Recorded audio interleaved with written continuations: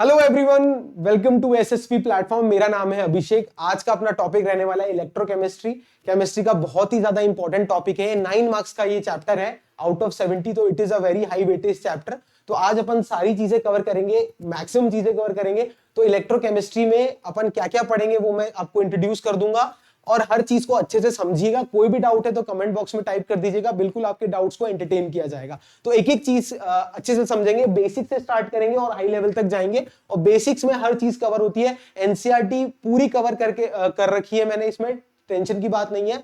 हर एक Intex question, exercise question सब आपसे सॉल्व हो जाएंगे। आप एक बार इस लेक्चर को अच्छे से देख लीजिए, ठीक है। तो अब स्टार्ट करते हैं इलेक्ट्रोकेमिस्ट्री। तो इलेक्ट्रोकेमिस्ट्री मेरे जो है दो वर्ड से मिलकर बना हुआ है, एक इलेक्ट्रो एक chemistry. What is electro? Electro is related to electricity and what is chemistry? Chemistry is all about chemical reaction. तो in this chapter we will study the relation between electricity and chemical reaction, कि electricity और chemical reaction का आपस में क्या relation है और उसके रिलेशन के कारण इलेक्ट्रोकेमिस्ट्री में क्या क्या चीजें होती है। यहां तक क्लियर है? तो इस पूरे चैप्टर में अपन दो चीजें पढ़ेंगे। एक पढ़ेंगे कि कैसे केमिकल एनर्जी को अपन कन्वर्ट करते हैं इलेक्ट्रिक एनर्जी में और कैसे इलेक्ट्रिकल एनर्जी को केमिकल एनर्जी में कन्वर्ट करते हैं। तो दो तरीके के अपन एनर्जी कन्वर्जन पढ़ेंगे। एक पढ़ेंगे chemical energy to electrical energy, जिसमें अपन देखते हैं फॉर एग्जांपल बैटरीज, अपने घर के अंदर इन्वर्टर्स होते हैं या बैटरीज होती है, उसमें आप देखते हैं जो केमिकल एनर्जी है वो किस में कन्वर्ट होती है? इलेक्ट्रिकल एनर्जी में। ऑन दी अदर हैंड अपन पढ़ेंगे दूसरा जो कन्वर्जन है वो है electric energy to chemical energy. Example क्या है? Electrolysis of water. उसके अंदर क्या होता है, अपन इलेक्ट्रिक एनर्जी देते हैं और केमिकल एनर्जी जो है अपने आउटपुट में आती है। अब एक और इंटरेस्टिंग बात और इंपॉर्टेंट बात नोट करेंगे। अगर जो कन्वर्जन होता है केमिकल एनर्जी का इलेक्ट्रिक एनर्जी में, तो उस रिएक्शन को क्या कहा जाता है? उस रिएक्शन को कहा जाता है स्पॉन्टेनियस रिएक्शन। अब आप सबके दिमाग में एक चीज घूम रही होगी, सर स्पॉन्टेनियस रिएक्शन कभी तो पढ़ा है, कहां पढ़ा है, कहां पढ़ा है? 11th क्लास में आपने पढ़ा है। तो आइए मैं आपको रिवाइज करा देता हूं कि स्पॉन्टेनियस रिएक्शन होता क्या है। ऐसे रिएक्शंस जो स्पॉन्टेनियसली हो जाते हैं, खुद ब खुद हो जाते हैं, without influence of external agencies. कोई एक्सटर्नल फोर्स या एनर्जी की जिसमें रिक्वायरमेंट ना हो, वो रिएक्शंस को बोलते हैं या उस प्रोसेस को बोलते हैं स्पॉन्टेनियस रिएक्शन या स्पॉन्टेनियस प्रोसेस। तो इस पूरे चैप्टर में जो कन्वर्जन होगा केमिकल एनर्जी का इलेक्ट्रिक एनर्जी में, वो क्या होगा? स्पॉन्टेनियस होगा, विदाउट एनी एक्सटर्नल एजेंसी होगा। इसलिए इस प्रोसेस को क्या बोलते हैं? स्पॉन्टेनियस प्रोसेस कहते हैं। दूसरा जो कन्वर्जन होता है इलेक्ट्रिक एनर्जी से केमिकल एनर्जी में, उसमें डेफिनेटली आपने सर बाहर से इलेक्ट्रिक एनर्जी दी है। अगर बाहर से एनर्जी दी है तो स्पॉन्टेनियस नहीं है, तो क्या है? नॉन स्पॉन्टेनियस है। क्या है बच्चों मेरे? Non spontaneous. ठीक है, तो यहां तक अपन को बात क्लियर है। दो तरीके के एनर्जी कन्वर्जन की अपन इस पूरे चैप्टर में बात करेंगे। अब चैप्टर स्टार्ट करने से पहले अपन जान लेते हैं कि what are the application of this chapter, कि भाई इलेक्ट्रोकेमिस्ट्री अपन पढ़ते क्यों है। क्यों? क्योंकि अपन डे टू डे लाइफ में इलेक्ट्रोकेमिस्ट्री की बहुत ज्यादा एप्लीकेशंस देखते हैं। क्या क्या एप्लीकेशन है? पहला इंपॉर्टेंट एप्लीकेशन है ड्राई सेल, जो कि आप अपने डेली यूज में आते हैं। अपने ड्राई सेल्स कहां कहां काम आते हैं? अपने रिमोट कंट्रोल्स में, अपने इलेक्ट्रिकल कई गैजेट्स में काम आते हैं, अपने वॉल क्लॉक्स में काम आते हैं। ठीक है। दूसरा एग्जांपल है गोल्ड प्लेटिंग। जैसे आप देखते हैं कि कई अमीर लोग होते हैं वो सोने की चम्मच से खाते हैं या सोने की प्लेट में खाते हैं, तो वो सोना नहीं होता, बेसिकली वो गोल्ड की प्लेटिंग होती है। गोल्ड प्लेटिंग वो भी किसका एप्लीकेशन है? इस इलेक्ट्रोकेमिस्ट्री का। इलेक्ट्रोकेमिस्ट्री की हेल्प से ही गोल्ड की प्लेटिंग होती है। और दूसरी जगह कहां इलेक्ट्रो प्लेटिंग आप देखते हैं? फॉर एग्जांपल आप अगर किसी हार्डवेयर शॉप पे जाएंगे तो वहां अगर आप बोलेंगे कि मुझे डोर के हैंडल चाहिए, तो अलग अलग डोर के हैंडल दिखाएगा। तो कहेगा सर ये देखिए क्रोम प्लेटेड हैंडल है। क्रोम की जब प्लेटिंग होती है उसे क्या कहते हैं? Chrome plated handles. तो वो भी एक एग्जांपल किसका है? इलेक्ट्रो केमिस्ट्री के अंदर इलेक्ट्रो प्लेटिंग का एग्जांपल है। तो ये एप्लीकेशंस हो गए इलेक्ट्रो केमिस्ट्री के अंदर। अब आगे अपन इस चैप्टर में सेल्स के बारे में बात करेंगे। दो तरीके के सेल्स अपन पढ़ेंगे, एक पढ़ेंगे इलेक्ट्रोकेमिकल सेल, एक पढ़ेंगे electrolytic cell. What is electrochemical cell? ऐसे सेल जिसमें केमिकल एनर्जी इलेक्ट्रिक एनर्जी में कन्वर्ट होती है, उसे अपन बोलते हैं इलेक्ट्रोकेमिकल सेल। कैसे? क्या कन्वर्जन होता है chemical energy to electric energy is known as electrochemical cell. Example क्या है आपका? गैल्वेनिक सेल, ठीक है, वोल्टिक सेल, ये इसके एग्जांपल है। ऑन दी अदर हैंड जहां इलेक्ट्रिकल एनर्जी केमिकल एनर्जी में कन्वर्ट होती है, वो किस में होता है? इलेक्ट्रोलाइटिक सेल में होता है। किस में होता है? अपने इलेक्ट्रोलाइटिक सेल में। यहां तक क्लियर है फंडा? ठीक है, दो तरीके के सेल देखेंगे अपन, एक इलेक्ट्रोकेमिकल सेल और एक इलेक्ट्रोलाइटिक सेल। क्लियर है? अब इस पूरे चैप्टर में अपन को दो इंपॉर्टेंट वर्ड्स अपन बार बार यूज करेंगे। क्या क्या है वो दो वर्ड्स? एक सर ऑक्सीडेशन है, एक रिडक्शन है। आपने ये भी पढ़ रखा है पर कोई टेंशन नहीं है, भूल गए हो तो यहाँ अभिषेक सर है, अभिषेक भैया हैं आपके, जो कि आपको याद करा देते हैं। ऑक्सीडेशन क्या होता है? ऑक्सीडेशन मतलब होता है गेन, लॉस ऑफ इलेक्ट्रॉन। क्या होता है? Loss of electron. जब इलेक्ट्रॉन लूज होता है उस प्रोसेस को क्या कहते हैं? ऑक्सीडेशन कहते हैं। और जब इलेक्ट्रॉन गेन होता है उस प्रोसेस को बोलते हैं रिडक्शन बोलते हैं। अब बच्चे तो रहे नहीं अपन कि gain of oxygen is oxidation, वो बात भी सही है, पर आयनिक रिएक्शंस की अपन बात करेंगे। अब केमिस्ट्री में अपन 12th क्लास में आ गए बच्चों, तो आयनिक रिएक्शन की बात करेंगे। तो आयनिक रिएक्शन में जहां लॉस ऑफ इलेक्ट्रॉन होता है उस प्रोसेस को बोलते हैं ऑक्सीडेशन, और जहां गेन ऑफ इलेक्ट्रॉन होता है उसको बोलते हैं रिडक्शन। एग्जांपल देखो, जैसे मेरा जिंक है, जिंक क्या है? सॉलिड फेज में। तो जब जिंक मेरा सॉलिड फेज में कन्वर्ट हो गया, मान लो Zn+2 इलेक्ट्रॉन, Zn2 +2 इलेक्ट्रॉन, तो ये क्या हो गया? 2 इलेक्ट्रॉन का क्या हो गया? लॉस हो गया।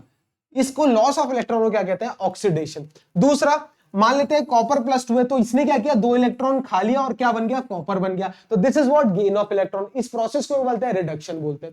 यहां तक किसी को कोई डाउट नहीं? सर कोई डाउट नहीं। आगे मूव करें, आइए मूव करते। तो एक एक्सपेरिमेंट करने जा रहा हूं मैं। अब एक्सपेरिमेंट क्या है? मैंने क्या किया, एक बीकर लिया, उसके अंदर कॉपर सल्फेट सोल्यूशन लिया। अब कॉपर सल्फेट का सोल्यूशन किस कलर का होता है? मेरे सब बच्चे बताएंगे, ब्लू कलर का होता है। इसके अंदर क्या की मैंने? जिंक की रॉड क्या कर दी? डिप कर दी। तो थोड़ी देर बाद मैंने क्या ऑब्जर्व किया, जो कॉपर सल्फेट का ब्लू कलर था ना, यहां पर ये जो ब्लू कलर था ये फेड अवे हो गया, मतलब ब्लू कलर धीरे धीरे करके गायब हो गया सोल्यूशन में। और ये जो जिंक की रॉड डिप करी थी उस पर कुछ ना कुछ ऐसा डिपॉजिट हो गया। तो ये कुछ ना कुछ क्या डिपॉजिट हो गया? कॉपर डिपॉजिट हो गया। अब सर ये हुआ क्यों? ये समझते हैं, आइए अच्छे से समझते हैं ये हुआ कैसे। देखिए, अब पहला मेरा जो कंटेनर है उसमें क्या क्या चीजें हैं? सर इसके अंदर मेरा कॉपर सल्फेट सोल्यूशन है। क्या है? CuSO4 solution. तो कॉपर सल्फेट सोल्यूशन है, और इसके अंदर क्या डिप की मैंने? जिंक की रॉड डिप कर दी। क्या कर दी? जिंक की रॉड डिप कर दी। अब देखिए समझेंगे हुआ क्या है। तो जिंक की जो रॉड है सॉलिड फेज में, तो जिंक का टेंडेंसी क्या होता है? जिंक क्या है? दानवीर है। दानवीर क्या करते हैं? इलेक्ट्रॉन को दान कर देते हैं या लूज कर देते हैं। तो जिंक क्या करेगा? लो भैया इलेक्ट्रॉन लूज कर दिए। अब इस जिंक ने क्या किया? जैसे ही सोल्यूशन में डिप किया तो इलेक्ट्रॉन्स क्या कर दिए? लूज कर दिए। ठीक है, फ्री इलेक्ट्रॉन्स क्या हो गए? इसके अंदर मूव करते हुए आपको दिखेंगे। ठीक है, दिखेंगे मतलब होंगे, सॉरी। ठीक है, अब ये इलेक्ट्रॉन है इसमें।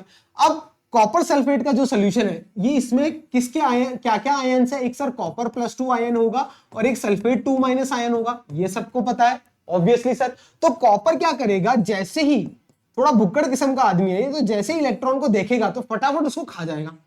ठीक है, और खाकर क्या बनाएगा? कॉपर सॉलिड बना लेगा। ये प्रोसेस कंटिन्यू होता जाएगा। तो सोल्यूशन के अंदर कॉपर सल्फेट में से कॉपर क्या है? +2 आयन में इलेक्ट्रॉन खाते खाते क्या करेगा? इस रॉड पे क्या करेगा? डिपॉजिट होता जाएगा। तो यहां आप देखेंगे क्या डिपॉजिट हो गया? कॉपर डिपॉजिट हो गया। अब देखो यहां सल्फेट आयन बेचारा बच गया, पर यहाँ पे क्या कहेगा? जिंक बोलेगा अरे कोई टेंशन नहीं, मैं सबका मैं देख लूंगा, ध्यान रखूंगा। तो जिंक क्या करेगा? इस सल्फेट आयन के साथ क्या करेगा? रिएक्ट करके क्या बना लेगा? ZnSO4 बना लेगा। तो कुल मिला के जो सोल्यूशन कॉपर सल्फेट का था वो किससे रिप्लेस हो गया? सर जिंक सल्फेट से। और जो जिंक की रॉड थी उस पर क्या डिपॉजिट हो गया? कॉपर डिपॉजिट हो गया। यहां तक क्लियर है? ये फंडा बहुत ही ज्यादा इंपॉर्टेंट है।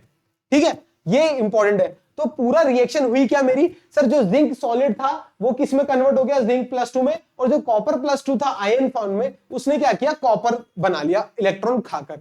तो अगर मैं आपको समझाऊं, जिंक जो है जब लॉस ऑफ इलेक्ट्रॉन किया तो यहां पर जिंक का क्या हो गया? Sir oxidation. और कॉपर इलेक्ट्रॉन खाकर क्या बन गया? रिडक्शन हो गया। यहां तक कोई भी डाउट किसी को? एक जगह रिडक्शन हो रहा है और एक जगह ऑक्सीडेशन हो रहा है। क्लियर है कंसेप्ट? ठीक है सर। अब मेरा मन किया एक और एक्सपेरिमेंट करने का। अब उस एक्सपेरिमेंट में मैंने क्या किया? अभी मैंने क्या लिया था? सर कॉपर सल्फेट का आपने सोल्यूशन लिया था। अब क्या करो? उल्टा करो। अब क्या लो? आप जिंक सल्फेट की सोल्यूशन ले लो। क्या ले लो? जिंक सल्फेट का सोल्यूशन। और उसमें क्या डिप करो? कॉपर की रॉड डिप कर दो। किसकी रॉड डिप कर दो? कॉपर की रॉड। उल्टा कर दिया, पहले जिंक की रॉड डिप करी थी कॉपर सल्फेट में, अब जिंक सल्फेट में कॉपर की रॉड डिप कर दी। तो आप देखेंगे जिंक सल्फेट में कोई चेंजेस नहीं आएगा। क्यों?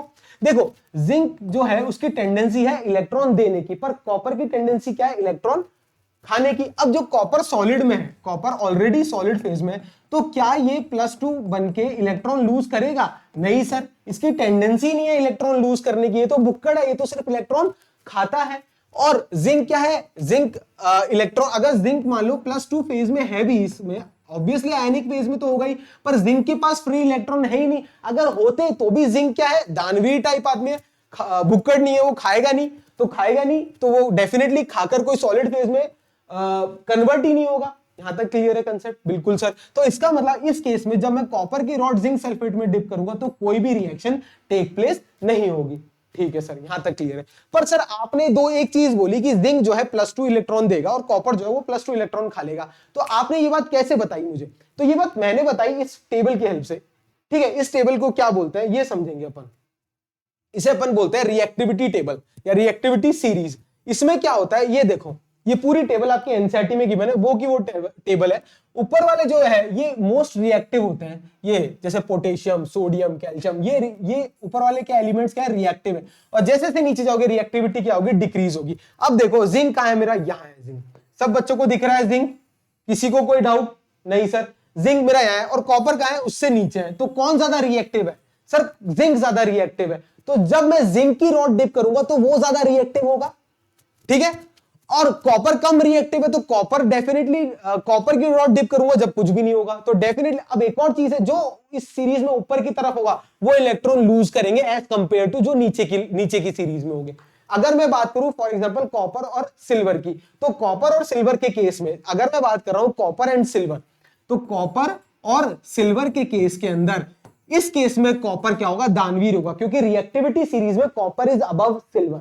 ये क्लियर है? ये 10th क्लास में आप पढ़ चुके हैं मेरे हिसाब से रिएक्टिविटी सीरीज, फिर भी मैंने आपको लिख दिया है। तो इस केस के अंदर कॉपर क्या होगा, रिएक्टिव होगा। तो कॉपर इस केस में क्या करेगा, Cu2+ +2 इलेक्ट्रॉन लूज कर देगा। जब कॉपर और सिल्वर का आप क्या करेंगे सोल्यूशन में और ये जो सिल्वर होगा Ag+ जो होगा ये एक इलेक्ट्रॉन खाकर क्या कर लेगा, Ag बना लेगा, सिल्वर बना लेगा। बैलेंसिंग कर लेंगे, ये 2 कर लेंगे, ये 2 कर लेंगे, ये 2 कर लेंगे। यहां तक कोई भी डाउट किसी बच्चे को नहीं? तो सिल्वर के केस में कॉपर दानवीर हो गया, क्यों? क्योंकि रिएक्टिव सीरीज में वो ऊपर आता है सिल्वर के। पर कॉपर और जिंक के केस में दानवीर कौन होगा, जिंक, क्योंकि जिंक ऊपर आ रहा है उस रिएक्टिविटी सीरीज में। तो ये एक्सपेरिमेंट क्लियर है पूरा बच्चों को? बिल्कुल सर क्लियर है, ठीक है।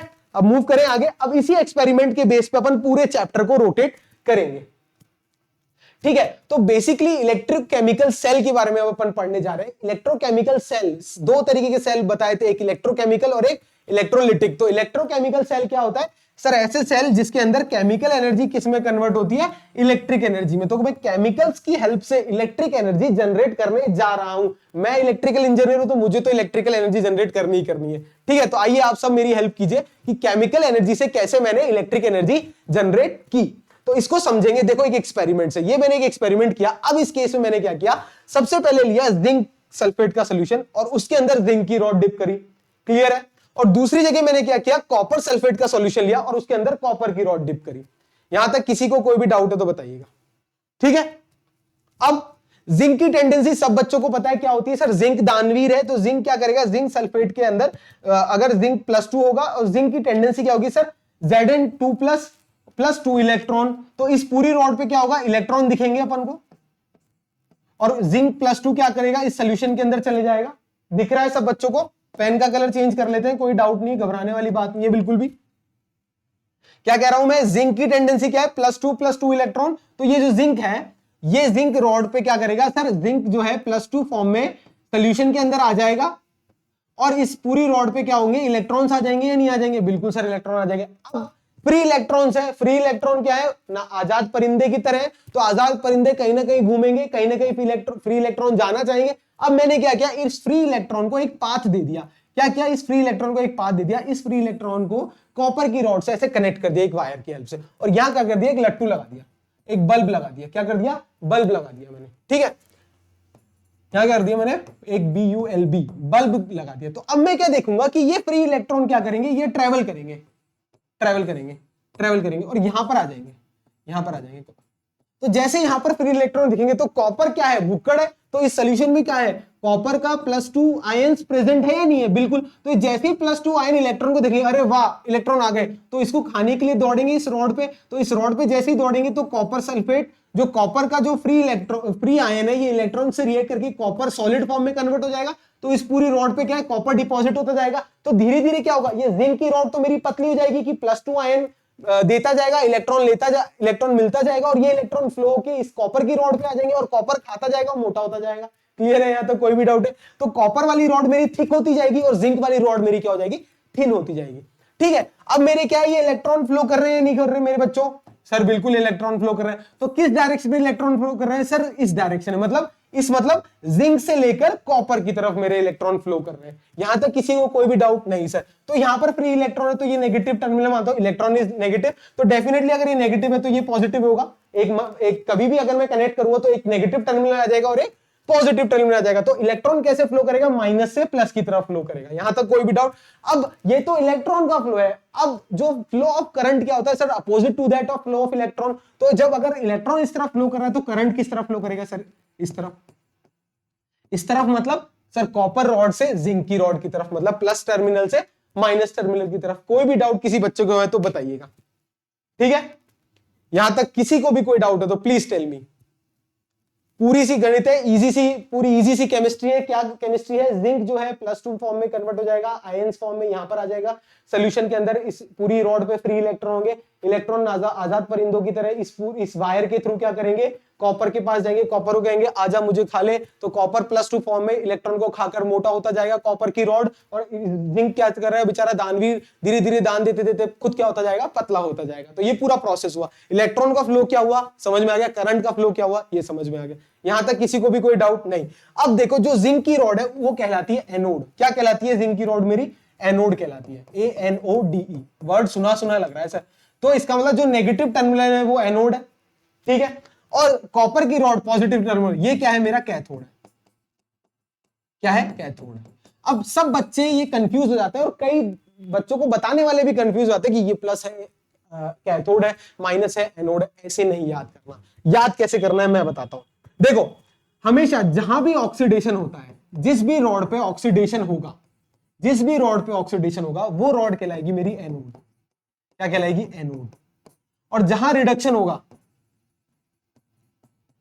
वो मेरी क्या कहलाएगी, कैथोड। क्या कहलाएगी, कैथोड। अब सर ये तो आपने बता दिया, याद कैसे करूं। देखो आप सब इंग्लिश तो सब जानते ही हैं, थोड़ी थोड़ी मैं भी जानता हूं, थोड़ी थोड़ी आप भी जानते हैं।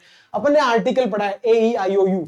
आर्टिकल के आगे क्या लगता है, एन लगता है। तो ऑक्सीडेशन किस वर्ड से चालू हो रहा है, ओ के आगे हमेशा एन लगेगा, एन। तो जहां भी ऑक्सीडेशन होगा वो एन मतलब एनोड होगा। बस ये याद रख लो, बचा हुआ तो याद कर ही लोगे। तो ऑक्सीडेशन जहां भी हमेशा अब होगा वो मेरा टर्मिनल एनोड टर्मिनल कहलाएगा, और जहां रिडक्शन होगा वो टर्मिनल मेरा क्या कहलाएगा सर, कैथोड टर्मिनल कहलाएगा। यहां तक किसी भी बच्चे को कोई डाउट है तो बताइएगा। तो ये क्लियर है कंसेप्ट, ये एनोड है ये कैथोड है, ठीक है।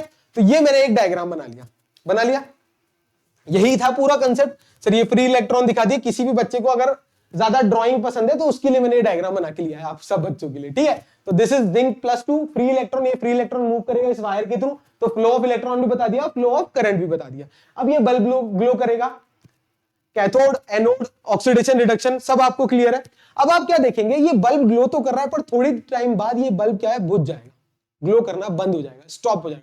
फिर अपना दिमाग दौड़ेगा, अरे यार ग्लो करना क्यों बंद हो गया। अब बच्चा आप सबसे मैं क्वेश्चन पूछना चाहता हूं और एग्जाम में पूछा गया ये क्वेश्चन कि कुछ टाइम बाद अपन देखेंगे अगर इस तरीके से कनेक्शन है जो मेरे फिगर में दिया हुआ है तो कुछ टाइम बाद बल्ब ग्लो करना बंद हो जाएगा, वाई। तो आइए इसका सोल्यूशन मैं बताता हूं आप सब बच्चों को। यहां जब जिंक जो है +2 में कन्वर्ट होता जाएगा तो यहां जिंक जो है +2 आयन जो है जिंक के मिलेंगे मुझे।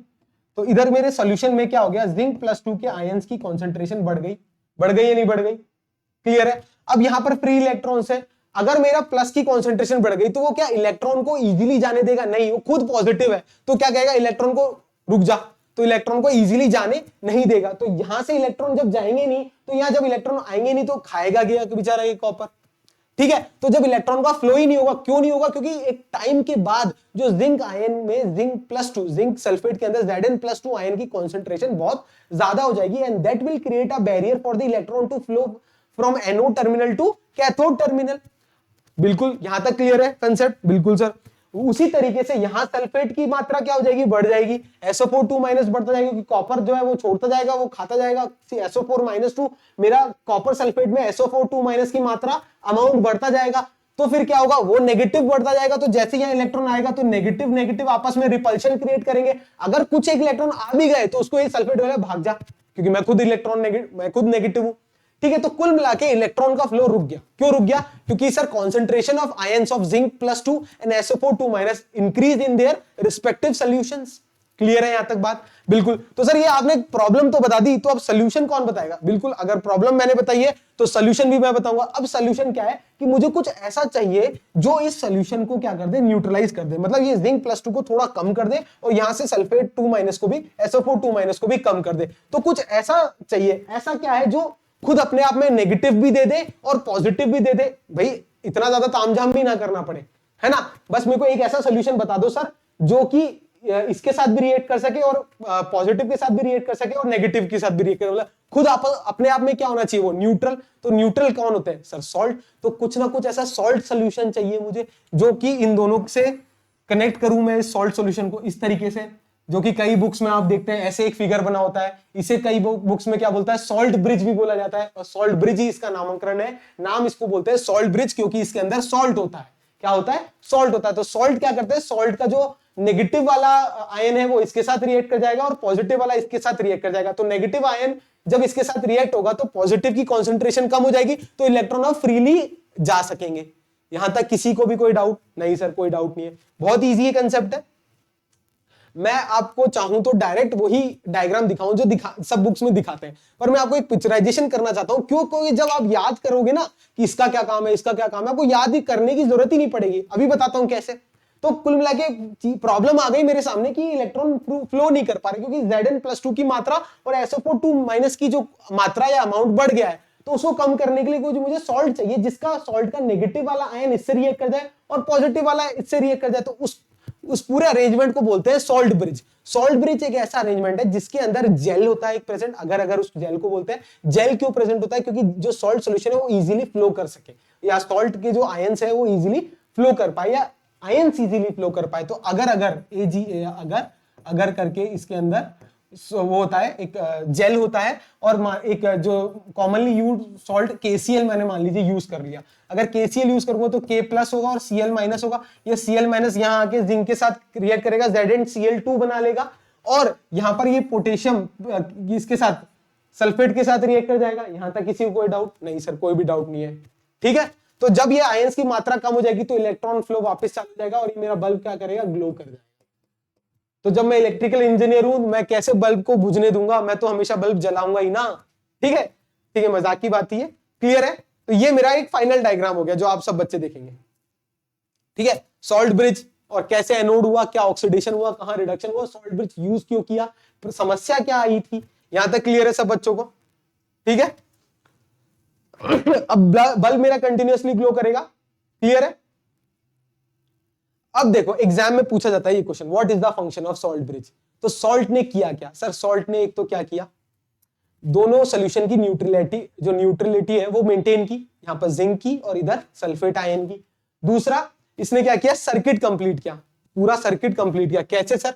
यहां से इलेक्ट्रॉन फ्लो हो रहे हैं इधर, तो इधर से भी कोई आना चाहिए, तो सल्फेट-2 इधर से आएगा, यहां से इधर से K प्लस से रिएक्ट करेगा और इधर से क्या K प्लस आएगा और सॉरी Cl माइनस आएगा और वो जिंक से रिएक्ट करेगा। तो एक तरीके से सर्किट कंप्लीट हो रहा है या नहीं हो रहा सॉल्ट ब्रिज की हेल्प से? बिल्कुल सर। और दोनों जो मेरे जंक्शन है, एनोड जंक्शन और कैथोड जंक्शन, इसके पोटेंशियल को भी मेंटेन करेगा, बहुत हाई पोटेंशियल नहीं होने देगा, क्योंकि नेगेटिव नेगेटिव बढ़ता जाएगा तो पोटेंशियल हाई हो जाएगा ना। तो ये सॉल्ट क्या करेगा, न्यूट्रलिटी मेंटेन करेगा, दूसरा सर्किट कंप्लीट करेगा, तीसरा जंक्शन के जो पोटेंशियल है उनको कंट्रोल करेगा या उनके पोटेंशियल को रिड्यूस करेगा।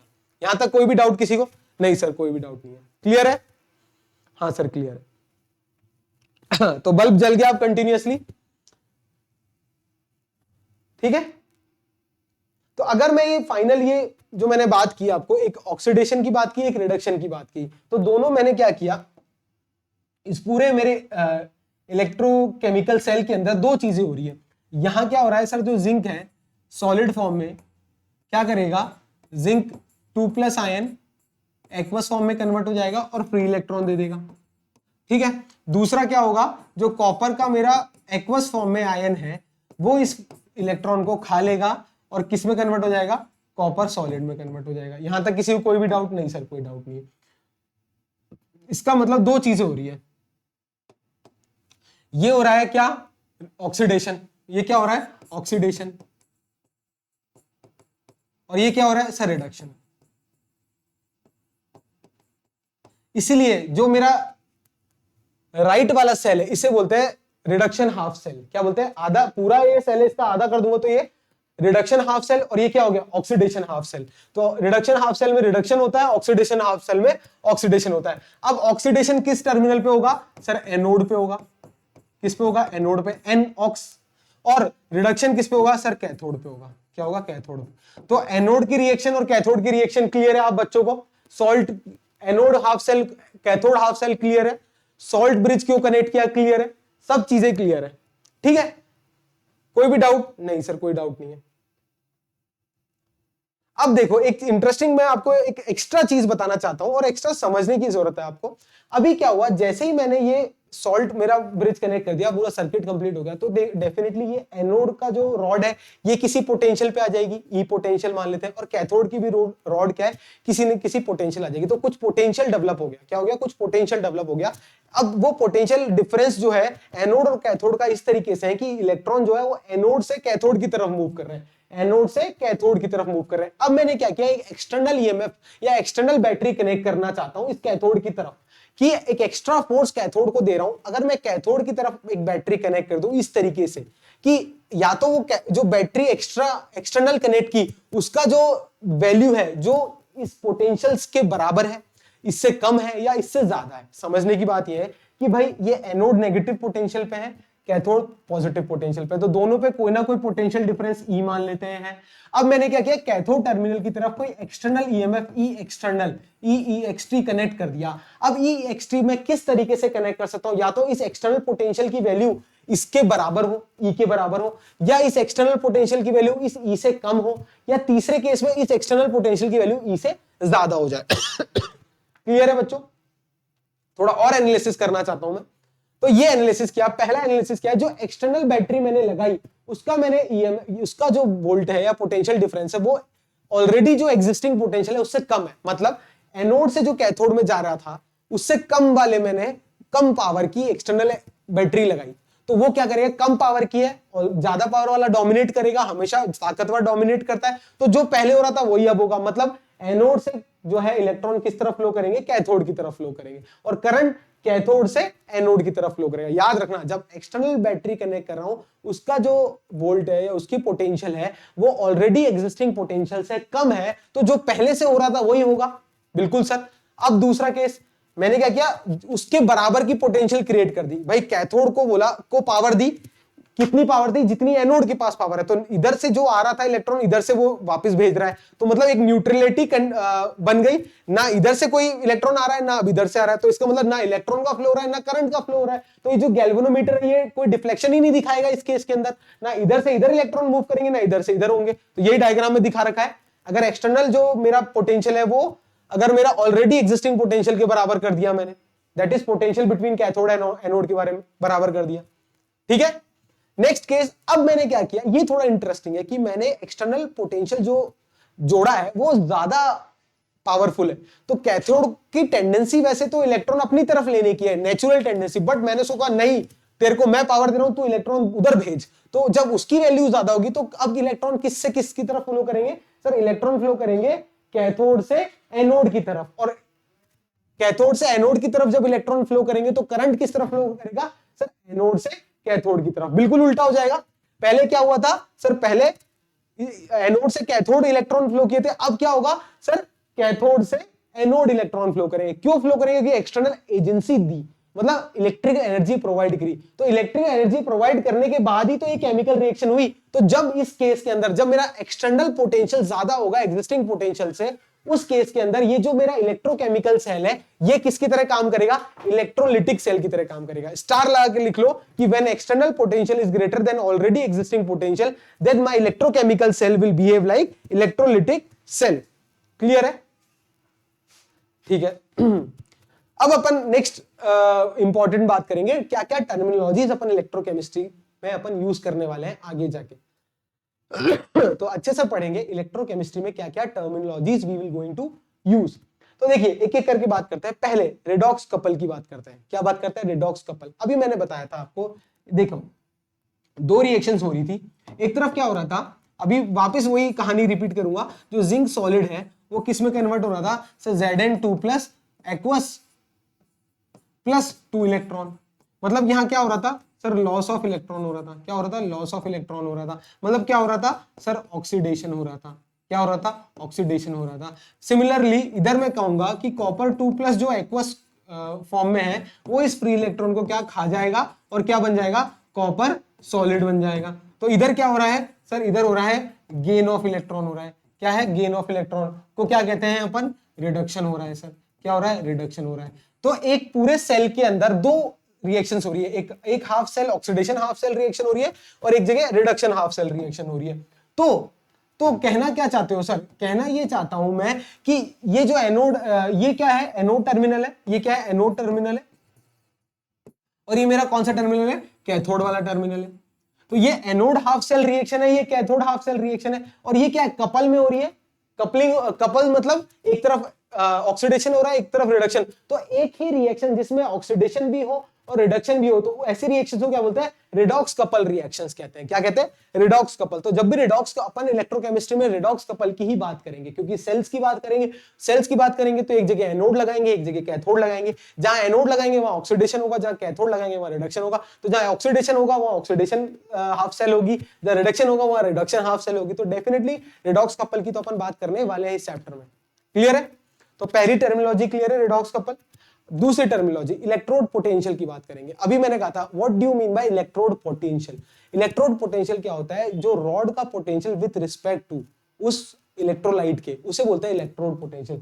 Potential difference between electrode and the electrolyte is known as electrode potential. For example, मेरी जिंक की रॉड अगर जिंक सल्फेट में डुबोई और जिंक की रॉड माइनस आ गई, तो जिंक की रॉड का पोटेंशियल नेगेटिव है as compared to zinc sulphate solution. On the other end copper की जब रॉड डुबाई थी मैंने कॉपर सल्फेट में, तो कॉपर +2 हुआ था। कॉपर का जो टर्मिनल है, रॉड है, इलेक्ट्रोड है, वो प्लस है, पॉजिटिव है। तो उसका पोटेंशियल पॉजिटिव है with respect to its electrolyte या its solution, copper sulphate solution. तो कहूंगा anode has negative potential and cathode has positive potential with respect to solution. ये सब बातें तो अपन कर ही चुके हैं। तो इलेक्ट्रोड पोटेंशियल क्लियर है, क्लियर है इलेक्ट्रोड पोटेंशियल की बात। ठीक है। नेक्स्ट अपन इंपॉर्टेंट बात करेंगे, स्टैंडर्ड इलेक्ट्रोड पोटेंशियल की बात करेंगे। किसकी बात करेंगे, स्टैंडर्ड इलेक्ट्रोड पोटेंशियल। होता क्या है स्टैंडर्ड, जो इलेक्ट्रोड पोटेंशियल, तो अपन को पता है क्या होता है, potential of electrode with respect to electrolyte या विद रिस्पेक्ट टू सॉल्यूशन। अब जब ये पोटेंशियल स्टैंडर्ड कंडीशन में हो, क्या क्या स्टैंडर्ड कंडीशन में हो, जब टेम्परेचर मेरा 298 केल्विन हो, प्रेशर मेरा 1 एटमॉस्फेयर हो, और जब कंसंट्रेशन 1 मोलर हो। क्या हो, 1 मोलर हो। उस पर्टिकुलर कंडीशंस में, उस स्टैंडर्ड कंडीशन में जो मेरा इलेक्ट्रोड पोटेंशियल होता है ई, वो क्या हो जाता है, ई नॉट हो जाता है। मतलब स्टैंडर्ड इलेक्ट्रोड पोटेंशियल हो जाता है। क्या हो जाता है, स्टैंडर्ड इलेक्ट्रोड पोटेंशियल हो जाता है। क्लियर है यहां तक, कोई भी डाउट है तो बताइएगा। तो दो तरीके के standard reduction, standard electrode potential पढ़ेंगे। एक होगा स्टैंडर्ड ऑक्सीडेशन पोटेंशियल, एक होता है स्टैंडर्ड रिडक्शन पोटेंशियल। अब इसकी रिप्रेजेंटेशन की बात करेंगे कि कैसे ऑक्सीडेशन रिडक्शन पोटेंशियल को लिखते हैं और कैसे रिडक्शन ऑक्सीडेशन पोटेंशियल को लिखते हैं। बहुत ध्यान से देखेंगे। देखो स्टैंडर्ड जो पोटेंशियल होता है उसको कैसे डिनोट करते हैं, ये मेरा होता है इलेक्ट्रोड पोटेंशियल, और ये क्या होता है, electrode potential at standard condition. अब ऑक्सीडेशन की बात करेंगे, तो ऑक्सीडेशन में अगर मैं मान लेता हूं कोई भी मेरा मेटल है M, ऑक्सीडेशन में क्या होगा, ये जो M होगा ये M N+ N इलेक्ट्रॉन देगा। ऐसे लिख सकता हूं या नहीं लिख सकता, बिल्कुल सर, मतलब फ्री इलेक्ट्रॉन देने, N मतलब कोई भी number, in case of copper N is 2। तो इसको मैं अगर जनरल फॉर्म में लिखूं, अगर M/Mn+ लिखूं, तो ये क्या लिख रहा हूं मैं, अगर मैं सिर्फ ये लिखूं तो इसका मतलब क्या लिख रहा हूं कि सर M जो है वो Mn+ में कन्वर्ट हो रहा है, giving free electron. Giving of electron, loss of electron क्या होता है सर, ऑक्सीडेशन। तो इसका मतलब ये क्या टर्मिनोलॉजी है, ये है ऑक्सीडेशन के से रिलेटेड कोई टर्मिनोलॉजी है, मतलब स्टैंडर्ड ऑक्सीडेशन पोटेंशियल है। ये क्या है, स्टैंडर्ड ऑक्सीडेशन पोटेंशियल। क्लियर है, लिख लो, समझ लो। स्टैंडर्ड ऑक्सीडेशन पोटेंशियल क्लियर है, M/Mn+। बहुत जगह एनसीईआरटी में या हर टेक्स्ट बुक में, कई वीडियोस में आप देखेंगे इस तरीके से, पर लिखा क्यों गया है समझ में आ गया आज आपके। ठीक है, अगली बात करते हैं रिडक्शन पोटेंशियल की। अब ये मेरा वापस क्या हो गया, इलेक्ट्रोड पोटेंशियल, इस पे नॉट लगा दिया स्टैंडर्ड कंडीशन में। अब रिडक्शन पोटेंशियल में क्या होता है, कोई भी मेटल अगर उस पे फ्री इलेक्ट्रॉन है, Mn+ है, तो वो क्या करेगा, उतने इलेक्ट्रॉन खाकर सॉलिड फॉर्म में कन्वर्ट हो जाएगा। बिल्कुल, तो क्या मैं इसको ऐसे लिख सकता हूं, Mn+/N।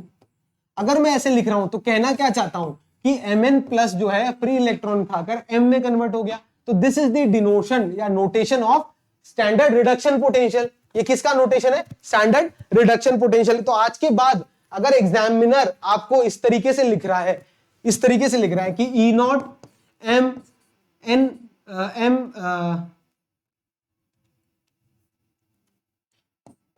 Slash M N plus, तो किसके बारे में बात कर रहा है? आपसे स्टैंडर्ड ऑक्सीडेशन पोटेंशियल के बारे में बात करता है। और एग्जामिनर या कोई भी लेमैन आपसे बोल रहा है M N plus slash N, तो वो किसके बारे में बात कर रहा है? सर स्टैंडर्ड रिडक्शन पोटेंशियल के बारे में बात कर रहा है। कोई भी डाउट है नोटेशन में तो प्लीज बताइएगा, रिपीट कर देंगे अपन, ठीक है? तो टर्मिनोलॉजीज अभी तक क्लियर है, आगे बढ़े। नेक्स्ट अब बात करते हैं सेल पोटेंशियल। देखो इलेक्ट्रोड पोटेंशियल की बात कर ली, स्टैंडर्ड इलेक्ट्रोड पोटेंशियल की बात करी। एक कैथोड का अपना इलेक्ट्रोड पोटेंशियल होगा, एक एनोड का अपना रिडक्शन एनोड का अपना इलेक्ट्रोड पोटेंशियल होगा, और उन दोनों के डिफरेंस को बोलते हैं उस पूरे सेल का पोटेंशियल। तो what is E cell? Sir E cell is what? Sir E cell is the potential difference between two electrode. तो मैंने कौन कौन सी इलेक्ट्रोड यूज किए? सर एक कैथोड यूज किए, एक एनोड यूज किए। कैथोड कौन से टर्मिनल पे थी? पॉजिटिव टर्मिनल पे। एनोड कौन से थी? नेगेटिव में। तो क्या मैं ई सेल को लिख सकता हूं? What is E cell? E cell is nothing but E cathode minus E anode. यही तो है। अरे बहुत इजी सी चीज है सर। अभी आपने कहा व्हाट इज ई कैथोड, जो electrode potential of cathode, what is E anode, electrode potential of anode, and उनका difference what? Cell potential. This is what? Cell potential. ठीक है, अब एक चीज नोट कर लीजिए कहीं भी कॉपी में कि सर आप ये जो बात कर रहे हैं ई सेल की, ये ई कैथोड, ये ई एनोड, ये रिडक्शन पोटेंशियल है या ऑक्सीडेशन पोटेंशियल है? बहुत सर कंफ्यूजन वाली बात है। तो कोई डरने की बात नहीं है।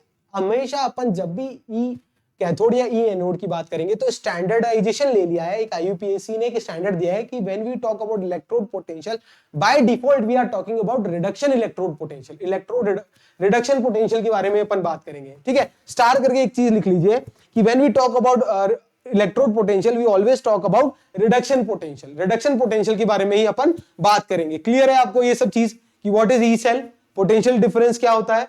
E cell, E cathode minus E anode.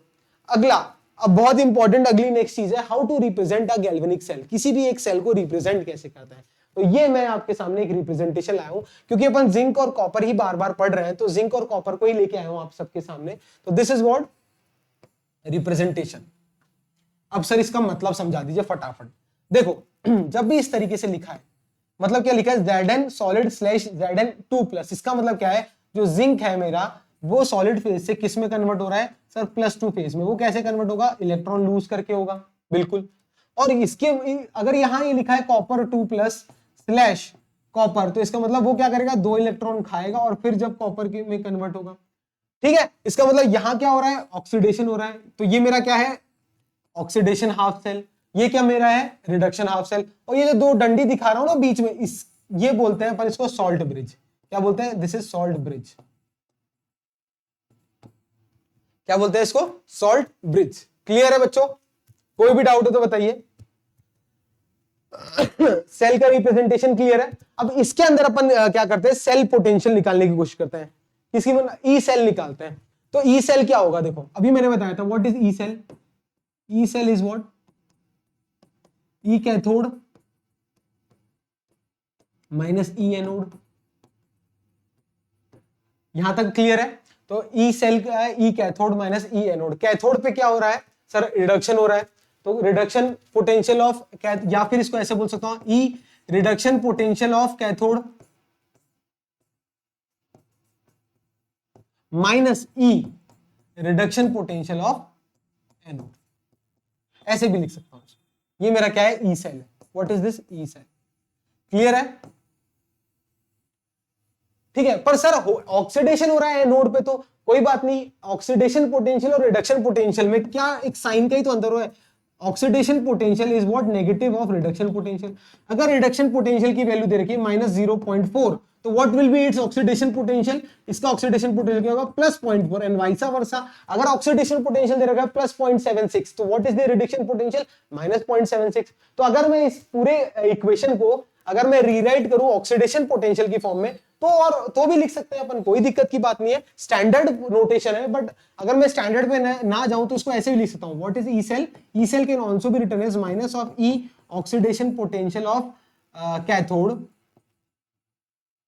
Minus minus plus E oxidation potential of anode. इस तरीके से भी आप रिप्रेजेंट कर सकते हैं, कोई घबराने वाली बात नहीं है। ठीक है, ठीक है, इस तरीके से भी रिप्रेजेंट कर सकते हैं आप। अब देखो, अगर मैं उस रिप्रेजेंटेशन के फॉर्म में लिखना चाहता हूं तो और मैं इसको कैसे कंटिन्यू कर सकता हूं, तो E cell can also be written as E cathode minus anode. को कैथोड पे क्या हो रहा था सर, कॉपर वाली रिएक्शन होती, तो Cu2+/Cu यही हो रहा था, माइनस एनोड पे क्या हो रहा था सर, जिंक वाली रिएक्शन हो रही थी। पर लिखनी क्या है, रिडक्शन पोटेंशियल के फॉर्म में लिखना है, तो लिखेंगे हमेशा ऐसे ही, रिडक्शन पोटेंशियल के फॉर्म में लिखेंगे। ये रिप्रेजेंटेशन है मेरे बच्चों, this is representation, Cu2+/Cu and Zn2+। ये बता क्या रहा है, ये चीज ही बता रही है कि I am talking about the reduction potential of anode and this itself represent that I am talking about the reduction potential of cathode. Clear है, कोई भी डाउट? तो इलेक्ट्रोड पोटेंशियल क्लियर है, कैसे रिप्रेजेंट करते हैं, ई सेल कैसे निकालते हैं। ठीक है, अब सर नेक्स्ट मेरी जो इंपॉर्टेंट कंफ्यूजन ये है कि ई सेल निकालेंगे कैसे, मतलब ई कैथोड और ई एनोड निकालोगे तभी तो ई सेल निकालोगे। E cathode minus E anode तो कर लिया अपन ने, E cathode minus E anode equals to E cell. तो how will we going to calculate E cathode and E anode? हाँ यार, ये बात तो बहुत सही है। तो देखो कोई भी ई कैथोड और ई एनोड जब भी अपन कैलकुलेट करते हैं या निकालने की या कोशिश करते हैं तो हमेशा वो एक रिस्पेक्ट में कैलकुलेट करते हैं, किसी एक स्टैंडर्ड के रिस्पेक्ट में हमेशा जो है कैथोड और एनोड की रिडक्शन पोटेंशियल कैलकुलेट करते हैं, और वो स्टैंडर्ड है हाइड्रोजन इलेक्ट्रोड। क्या है? Hydrogen electrode. तो हाइड्रोजन इलेक्ट्रोड के रिस्पेक्ट में अपन हर एक मेटल का रिडक्शन पोटेंशियल निकालते हैं। तो ये स्टैंडर्ड है, तो इसको बोलते हैं स्टैंडर्ड हाइड्रोजन इलेक्ट्रोड। और कैसे बोलते हैं? SHE, she. क्या बोलते हैं? She, standard hydrogen electrode. With the help of standard hydrogen electrode, we are going to find out the reduction potential of cathode as well as reduction potential of anode. ठीक है, तो ये standard hydrogen electrode होता क्या है, इसके बारे में कुछ चीजें हैं जो अपन जान लेते हैं। देखो, ये जो होता है जो हाइड्रोजन का इलेक्ट्रोड होता है, उसकी जो पोटेंशियल, इलेक्ट्रोड पोटेंशियल की वैल्यू क्या होती है? जीरो होती है एट ऑल टेम्परेचर। इसकी पोटेंशियल की वैल्यू क्या होती है? जीरो होती है एट ऑल टेम्परेचर। एक तो ये चीज याद रखनी है।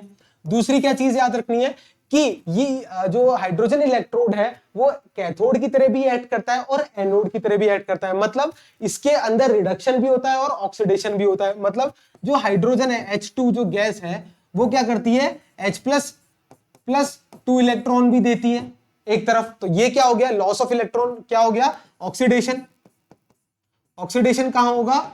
एनोड। तो this is what? Anode cell reaction. Anode की तरह भी एक्ट करता है। दूसरी तरफ ये जो H+ है, ये एक इलेक्ट्रॉन खाकर हाफ H2 भी बनाता है। मतलब कहने मतलब है ये क्या हुआ? ये गेन ऑफ इलेक्ट्रॉन। तो इसे क्या बोलते हैं? रिडक्शन। तो यहां रिडक्शन भी हो रहा है।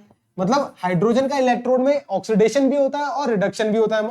मतलब ये कैथोड की तरह भी एक्ट करता है और एनोड की तरह भी एक्ट करता है। ये इस बात पर डिपेंड करता है कि किस चीज का, इसके रिस्पेक्ट में आप किस मेटल का या किस एलिमेंट का आप इलेक्ट्रोड पोटेंशियल फाइंड करना चाहते हैं। क्लियर है यहां तक? कोई भी डाउट है तो बताइए।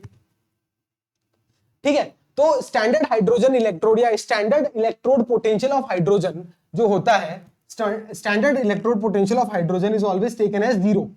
तो E0 ऑफ H+/H2 या हाफ लिख दो, या और E0 स्टैंड, ये क्या है? Gain of electron, standard reduction potential, या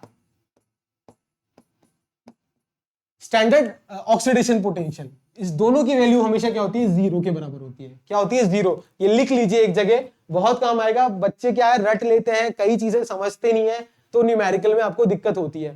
तो ये चीज याद रख लीजिए, standard reduction potential and standard oxidation potential of hydrogen electrode is taken to be zero.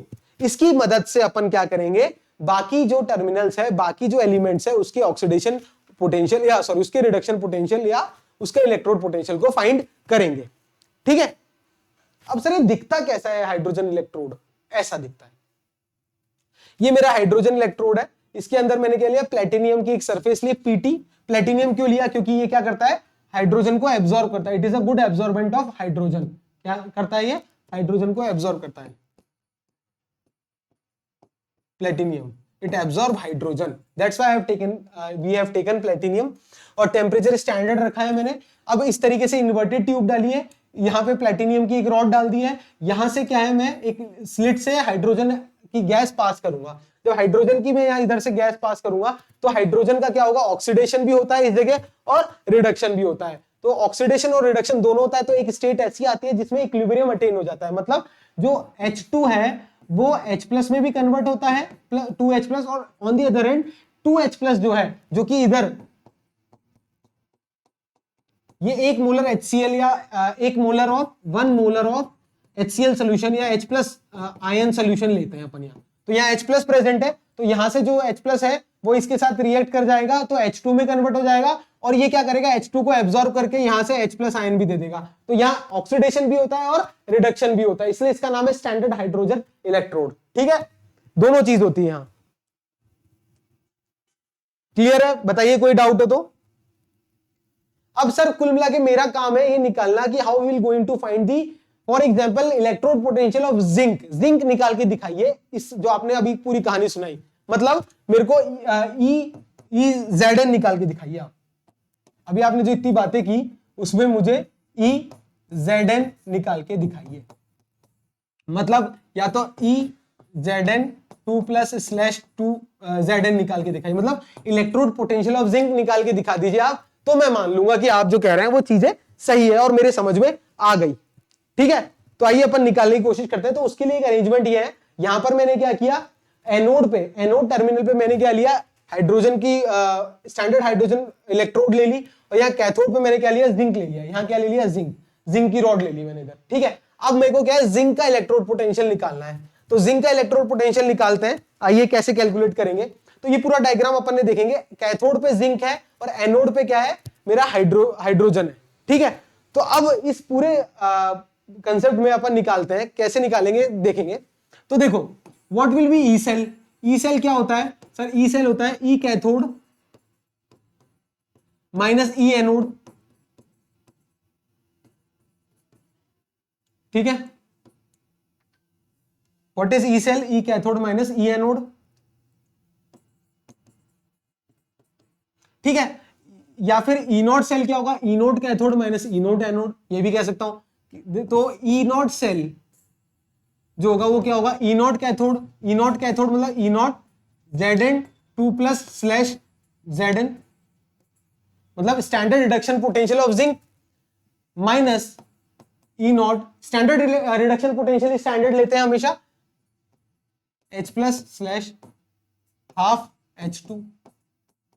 ये क्या है, standard reduction potential of zinc electrode, और ये क्या है, standard reduction potential of hydrogen electrode.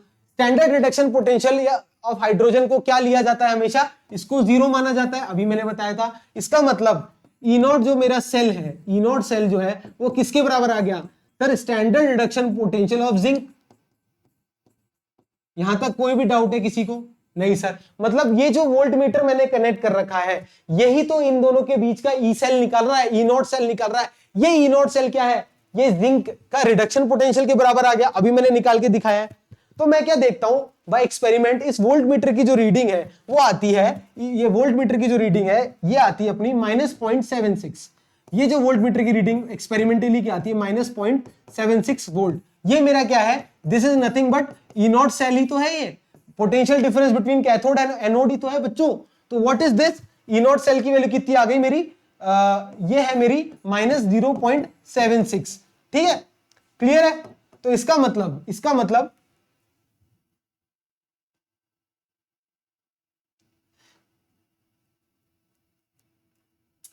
मतलब मेरा ई नॉट सेल जो है वो किसके बराबर आया था, ई नॉट Zn 2+/Zn, वो तो 0 हो गया था हाइड्रोजन वाला। ये रीडिंग कितनी आई थी, -0.76 एक्सपेरिमेंटल रीडिंग है, बराबर क्या आ गया, ई नॉट Zn 2+/Zn। बहुत शानदार चीज आने वाली है देखो। तो इसका मतलब therefore reduction potential of zinc कितनी आ गया सर, आ गया -0.76। क्लियर है? ठीक है, अब देखिए क्या आ रहा है, नेगेटिव। हाइड्रोजन इलेक्ट्रोड का रिडक्शन पोटेंशियल क्या था, 0। कोई भी एलिमेंट जिसका रिडक्शन पोटेंशियल हाइड्रोजन से कम है तो वो क्या है, लेस स्टेबल है। क्या है, लेस स्टेबल है। तो ये क्या है, तो जो standard reduction potential of zinc जो है मेरा, वो क्या है, less than standard reduction potential of hydrogen है या नहीं है? बिल्कुल सर। क्यों? क्योंकि ये तो सर 0 है और ये नेगेटिव है। ठीक है, इसका मतलब जो जिंक है मेरा, it is not stable in reduced form. तो जिंक का रिडक्शन पॉसिबल ही नहीं है, तो होता भी नहीं है ना। जिंक तो दानवीर होता है, याद करो। जिंक जो है वो कभी भी इलेक्ट्रॉन खाएगा नहीं, क्योंकि ये जो है मेरा इक्वेशन नहीं बता दिया, नेगेटिव। तो इसका मतलब Zn2 plus 2 electron will give Zn। ये नहीं होगा, क्यों? क्योंकि रिडक्शन पोटेंशियल की वैल्यू ही नेगेटिव आई है, मतलब reduction is not feasible in case of zinc. On the other hand जब अपन कॉपर की करते हैं, आइए कॉपर का ट्राई करते हैं अपन। कॉपर अगर मैंने एक तरफ यूज कर दिया तो वापस वही E0 सेल बराबर E0। कॉपर अगर मैं यूज कर रहा हूं जिंक की जगह, तो copper 2 plus slash copper minus E0 of hydrogen का H plus slash half H2। ये वैल्यू कितनी आएगी, 0। तो what will be E0 cell in the case of copper? E0 cell will be बराबर of E0 of Cu 2 plus slash Cu। इसका मतलब इस case के अंदर कॉपर जब मेरा कैथोड बनेगा, उस केस के अंदर जो reduction potential, standard reduction potential of copper है, वो E0 सेल के बराबर आएगा। और इस केस में जो वोल्टमीटर की रीडिंग है वो कितनी आती है, 0.34 के बराबर आती है। कितनी आती है, 0.34 के बराबर। तो इस केस के अंदर जो E0 मेरा कॉपर वाला जो मेरा E0 है वो कितना आएगा, 0.34 वोल्ट प्लस का। तो ये प्लस का आ रहा है, इसका मतलब ये क्या बता रहा है कि जो मेरा कॉपर है वो रिड्यूस फॉर्म में स्टेबल है, मतलब उसका रिडक्शन पॉसिबल है। On the other and zinc का रिडक्शन पोटेंशियल नेगेटिव आया था, तो वो क्या कह रहा था, जिंक का रिडक्शन इज नॉट पॉसिबल। तो ये चीज समझ में आ रही है। तो शुरुआत में जो मैंने कहा था कि रिएक्टिविटी सीरीज, उससे मैंने जिंक का और कॉपर का जो ब्लू वाला एक्सपेरिमेंट कराया था वो, और अभी जो मैंने ये चीज कराई कि रिडक्शन पोटेंशियल की वैल्यू पॉजिटिव है, इसका मतलब वो पर्टिकुलर एलिमेंट रिड्यूस हो पा रहा है, मतलब कॉपर हो पा रहा है। और अगर रिडक्शन पोटेंशियल की वैल्यू नेगेटिव है तो वो क्या कह रहा है कि रिडक्शन पोटेंशियल नहीं हो सकता, उसका क्या होगा, ऑक्सीडेशन होगा। तो जिंक का क्या होगा, ऑक्सीडेशन, और कॉपर का क्या होगा, रिडक्शन। यहां तक किसी को भी कोई डाउट है तो बताइएगा। ठीक है, तो ये पूरा आपको टेबल दे रखी है आपकी एनसीईआरटी में। तो ये जो मैंने प्लस 0.34 और माइनस 0.76 बोली, तो ये याद करने की जरूरत नहीं है, बिल्कुल भी घबराने की जरूरत नहीं है सर ये कहां से आया। बस ये आपको पता होना चाहिए था, क्योंकि कई बार आपको ये बताते भी नहीं है कई लोग कि भाई ये होता क्यों है, why E0 Zn plus 2 slash Zn is taken as -0.6। तो आप समझ में आया, कॉपर, वो जब कॉपर और जिंक को जब मैं उसका reduction potential with respect to hydrogen निकालता हूं तो मैं ये सब एक्सपेरिमेंट करता हूं। अब ये इधर देखिए, इधर मेरा ये रहा जिंक, Zn जो जिंक है, जिंक 2 इलेक्ट्रॉन खा रहा है, मतलब ये क्या हो रहा है, रिडक्शन पोटेंशियल की बात हो रही है, वो आ रही है -0.76 नेगेटिव में आ रही है। और on the other hand copper देखो कहां दिख रहा है, कॉपर भाई साहब कहां गए आप, ये रहा। तो कॉपर जब रिड्यूस हो रहा है, Cu ये भी रिडक्शन हो रहा है, तो रिडक्शन पोटेंशियल की बात कर रहे हैं, तो ये क्या आ रहा है, +3.4। ठीक है, ये टेबल आपको याद करने की जरूरत नहीं है, एग्जाम में देगा ही।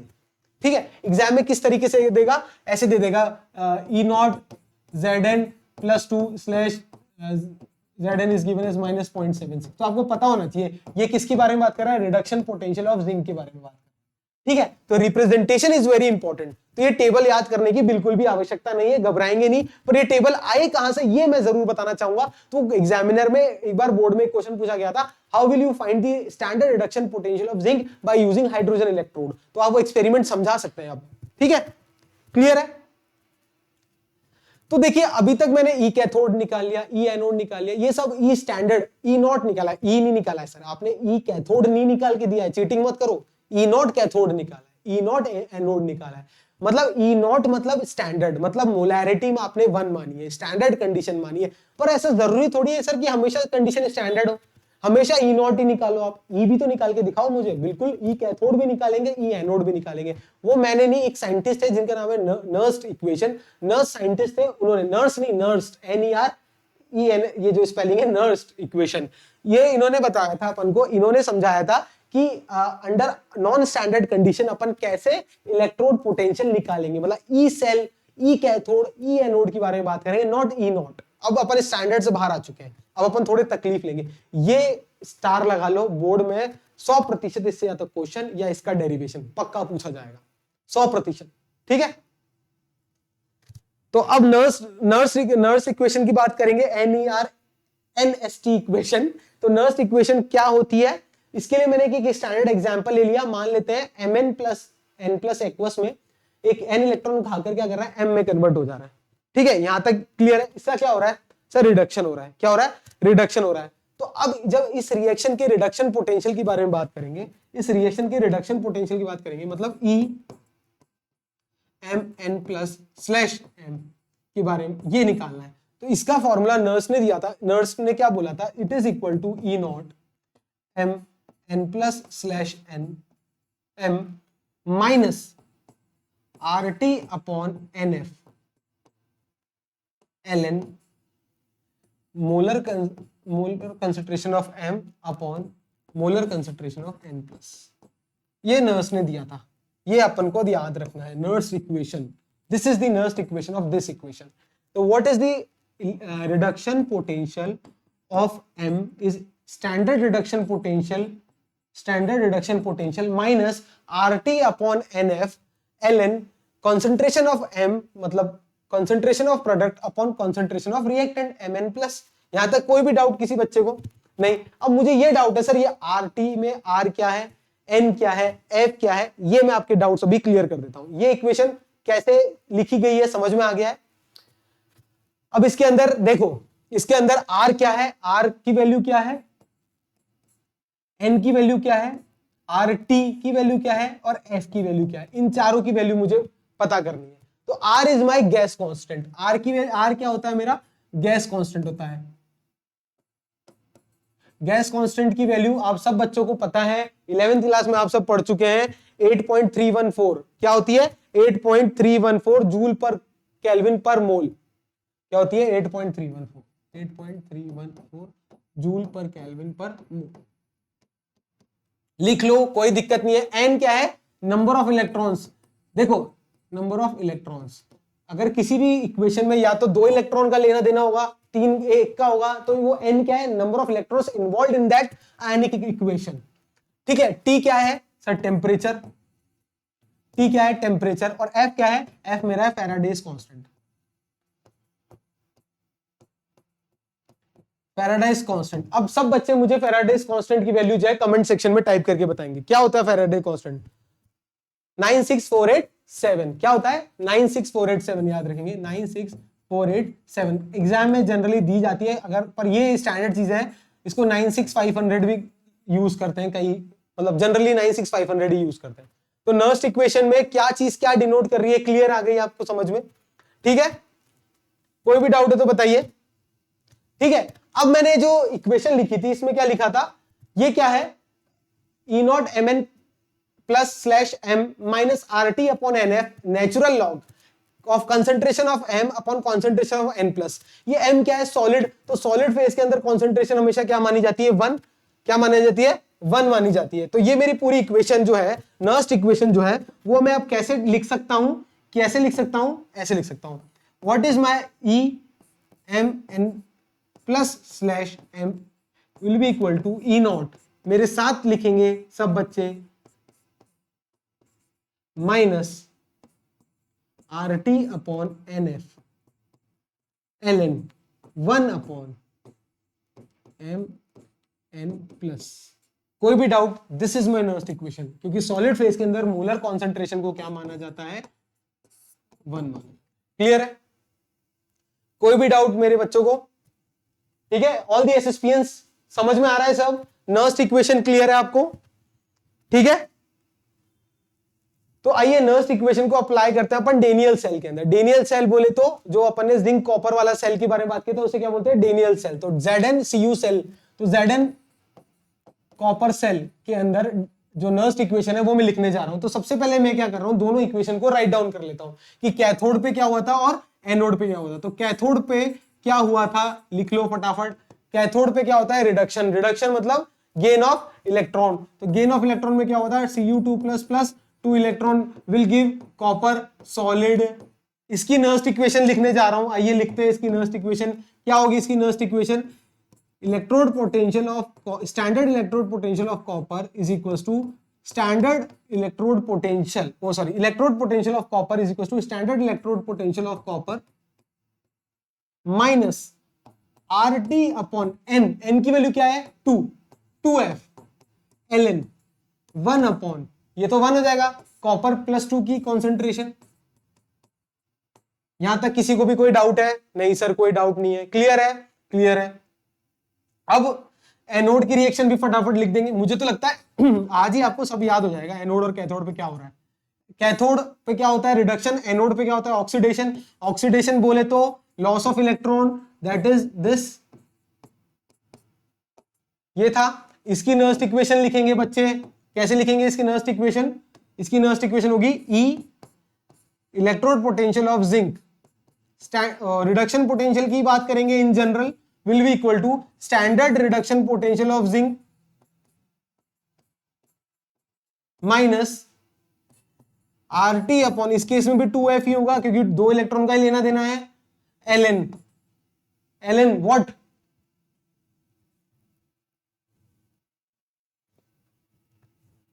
क्या लिखेंगे बताइए?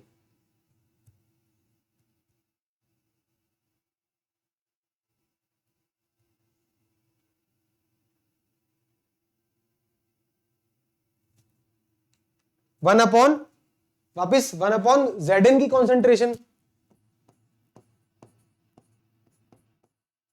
यहां तक कोई भी डाउट है किसी बच्चे को तो बताइएगा, ठीक है? क्लियर है? सॉलिड की कॉन्सेंट्रेशन अपॉन उसके एक्वस की सोल्यूशन ही तो की कॉन्सेंट्रेशन ही तो होती है मेरे बच्चों। कोई भी डाउट है तो बताइए, देखो कंफ्यूज नहीं होना है बिल्कुल भी। Solid upon aqueous minus R T upon NF, solid की अपॉन एक्वस की, तो हर जगह सॉलिड अपॉन एक्वस ही लिखेंगे, सॉलिड अपॉन एक्वस जब भी हाफ नर्स्ट इक्वेशन लिखेंगे। क्लियर है गाइस? ठीक है, तो अब इसको मैं लिखने जा रहा हूं फाइनली। तो मैंने 2 इक्वेशन आ गई, तो अगर मैं अब निकालू ई सेल, तो ई सेल क्या होता है? ई सेल होता है E cathode minus E anode. अब देखो, अब तो सब चीजें आ चुकी है, स्टैंडर्ड की बात नहीं है, तो ई सेल, ई सेल मतलब सेल का रिडक्शन पोटेंशियल क्या होगा? कैथोड का रिडक्शन पोटेंशियल अभी निकाला है मैंने। कैथोड का रिडक्शन पोटेंशियल क्या होता है सर? ये रहा कैथोड का रिडक्शन पोटेंशियल, ई Cu2+/Cu माइनस एनोड का रिडक्शन पोटेंशियल की बात करेंगे, क्या होगा? Zn2+/Zn। क्लियर है मेरे मेरे बच्चों? क्लियर है सब चीज? देखो ये रिएक्शन मैंने लिखी है ऑक्सीडेशन की। यहां कई बच्चों का सवाल आता है मेरे से, सर यहां तो आपने Zn2+ ऊपर क्यों नहीं लिखा? ये रिएक्शन मैंने लिखी है ऑक्सीडेशन की रिएक्शन है, बट ये जो मैं टर्म लिख रहा हूं, ये क्या लिख रहा हूं? ये लिख तो standard reduction potential, reduction potential लिख रहा हूं। तो जब मैं रिडक्शन पोटेंशियल की इसकी इक्वेशन लिखूंगा तो जस्ट उल्टी हो जाएगी ये। उस केस में ऊपर क्या आ जाएगा? जिंक, और नीचे Zn2+। तो ये चीज याद रखिएगा कि जब मैं जब मैं रिडक्शन पोटेंशियल लिख रहा हूं तो मैं ऊपर हमेशा सॉलिड लिखूंगा और नीचे हमेशा एक्वस सॉलिड लिखूंगा। क्लियर है ना? कोई भी डाउट है तो बताइएगा। रिडक्शन पोटेंशियल में क्योंकि डेफिनेटली इलेक्ट्रॉन खाकर right hand side product side में सॉलिड बनेगा, तो जब प्रोडक्ट में सॉलिड बनेगा तो ऊपर 1 आएगा और नीचे वो एक्वस वाला पार्ट आएगा। कंफ्यूज मत होइएगा, ठीक है? अब देखिए ये आ गया, अब इसको अच्छे से लिख लेते हैं। तो ई सेल ज्यादा जगह चाहिए क्योंकि वो इक्वेशन पूरी लिखने जा रहा हूं। What is E cell? E not Cu2+/Cu minus R T upon 2f ln 1 upon Cu2+ की कॉन्सेंट्रेशन। यहां तक कोई भी doubt?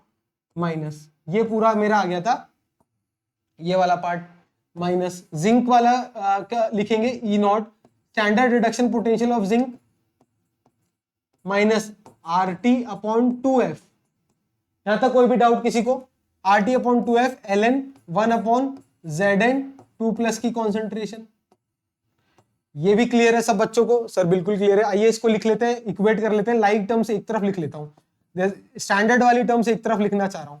Cu2+/Cu minus E not Zn2+/Zn। ये मैंने लिख लिया इधर, ठीक है? अब बचा क्या सर? ये माइनस आर टी और ये माइनस माइनस, तो plus are T upon 2f ln 1 upon Zn 2 plus minus R T upon 2f ln 1 upon copper 2 plus. यहां तक कोई भी डाउट है तो बताइएगा, ठीक है।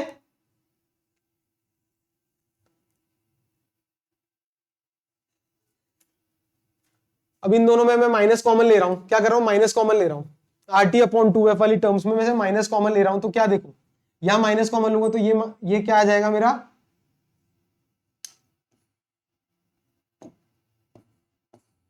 Minus R T upon 2f, यहां इस तरीके से आ जाएगा। क्लियर है, कोई भी डाउट हो तो बताइए। माइनस माइनस वो प्लस हुआ था ना, ठीक है।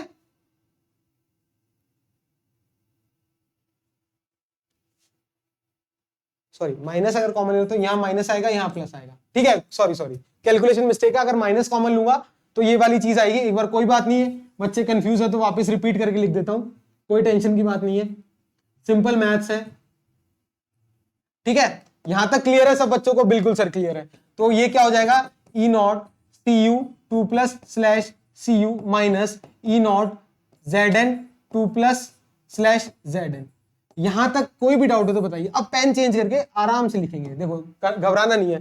ये देखो ये क्या है, माइनस माइनस प्लस है, प्लस ये क्या है, इधर लिख लेता हूं minus R T upon 2f, ये वाली टर्म लिख रहा हूं बस as it is, ln 1 upon copper 2 plus का कंसंट्रेशन, ठीक है। और ये माइनस माइनस प्लस ये वाली कंसंट्रेशन लिख रहा हूं, are T upon 2f ln 1 upon Zn 2 plus की कंसंट्रेशन, बस इतना सा लिख रहा हूं। कोई भी डाउट है तो बताइएगा, यहां तक कोई भी डाउट नहीं।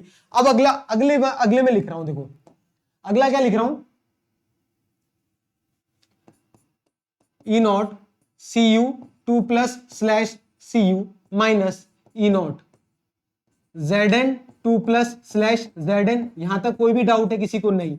अब मैं माइनस कॉमन लेने जा रहा हूं, अगर मैं माइनस कॉमन लूंगा, इस दोनों में से माइनस कॉमन ले रहा हूं, तो यहां क्या बचेगा, आर टी अपॉन 2f, दिख रहा है सब बच्चों को, हाँ दिख रहा है, ln 1 अपॉन सी 2 प्लस का कंसंट्रेशन, ठीक है। माइनस माइनस कॉमन ले रहा हूं तो माइनस ही आएगा, are T upon 2f ln 1 upon Zn 2 plus की कंसंट्रेशन। कोई डाउट नहीं होना चाहिए, अब बिल्कुल धीरे धीरे कर दिया है, बिल्कुल आराम आराम से, ठीक है।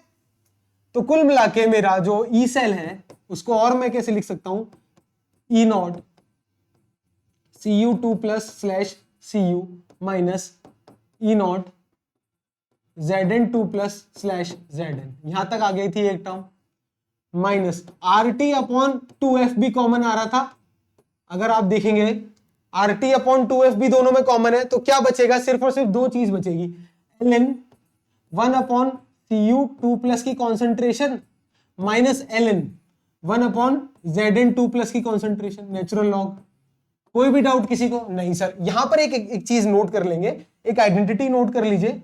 क्या कहती है आइडेंटिटी मेरी, कि ln a minus ln b क्या होता है, natural log a upon b। ये एक आइडेंटिटी है मैथ्स की, छोटी सी आइडेंटिटी जो यूज करने जा रहा हूं मैं।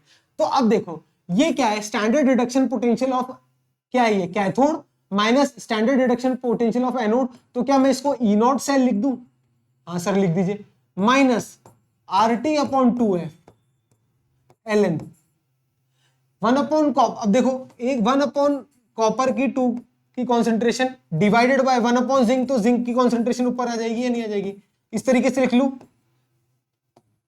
Zn 2 plus concentration upon copper 2 plus concentration, definitely sir आ जाएगी।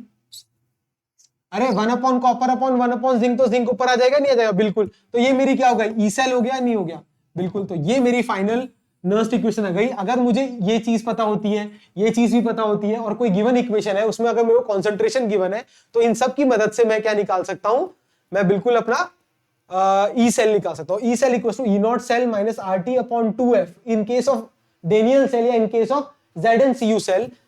ln Zn2 plus concentration upon Cu2 plus concentration. Clear है गाइस? कोई भी डाउट हो तो बताइएगा, स्मूथ है बिल्कुल। अब देखो इसको एक ट्रिक समझाता हूं। देखो अगर मेरी रिएक्शन क्या थी, पूरी complete reaction Zn plus Cu2 plus will give Zn2 plus plus copper, ये मेरी रिएक्शन थी या नहीं है? इनिशियली यही रिएक्शन थी डेनियल की। इस रिएक्शन से नर्स्ट इक्वेशन कैसे बनाई जाएगी ये समझना है। देखो अगर मुझे फाइनल रिएक्शन पता है नॉट हाफ, फाइनल रिएक्शन मेरी कंप्लीट रिएक्शन पता है, उस केस में ई सेल बराबर E not cell minus R T upon N F L N, ये क्या है? प्रोडक्ट की कॉन्सेंट्रेशन, ये प्रोडक्ट है ना, अपॉन रिएक्टेंट की कॉन्सेंट्रेशन होगी या नहीं होगी? बिल्कुल सर, क्लियर है? नर्स्ट इक्वेशन का फाइनल कंसेप्ट क्लियर है? हर एक चीज नोट कर लीजिए। ई कैथोड माइनस ई एनोड क्या होगा? इस जब भी अपन ई कैथोड या ई एनोड की बात करते हैं, रिडक्शन पोटेंशियल के बारे में बात करेंगे। इसको इंडिविजुअली अपन ने नर्स्ट इक्वेशन में ब्रेक डाउन कर दिया, थोड़ी सिंपल मैथमेटिक्स की और कुछ भी नहीं किया, एक नेचुरल लॉ की आइडेंटिटी यूज करी, फाइनल इक्वेशन ये आ गई। उसको जब मैंने स्टैंडर्ड से कंपेयर किया तो इस तरीके से आ गया। ठीक है, तो अगर इन जनरल अगर मैं बोलूं इन जनरल, अगर मेरी कोई रिएक्शन है इस तरीके से, A plus B B will give C C plus D D. What is this? A B और सी डी ये तो मेरे एलिमेंट्स हैं, और ये स्मॉल ए small B small C small D क्या है? ये उनका अमाउंट है या स्टाइकोमेट्रिक कोफिशिएंट जिसे बोलते हैं, मोल कंसेप्ट में पढ़ा था। इसके लिए अगर मैं नर्स्ट इक्वेशन लिखूंगा, ई सेल लिखूंगा, तो ई सेल क्या होगा मेरा? E cell is what? E not cell minus R T upon N F, जितने भी इलेक्ट्रॉन का लेना देना होगा, एल एन। अब गौर करेंगे, प्रोडक्ट की कॉन्सेंट्रेशन जो भी एक्वस फेज में होगी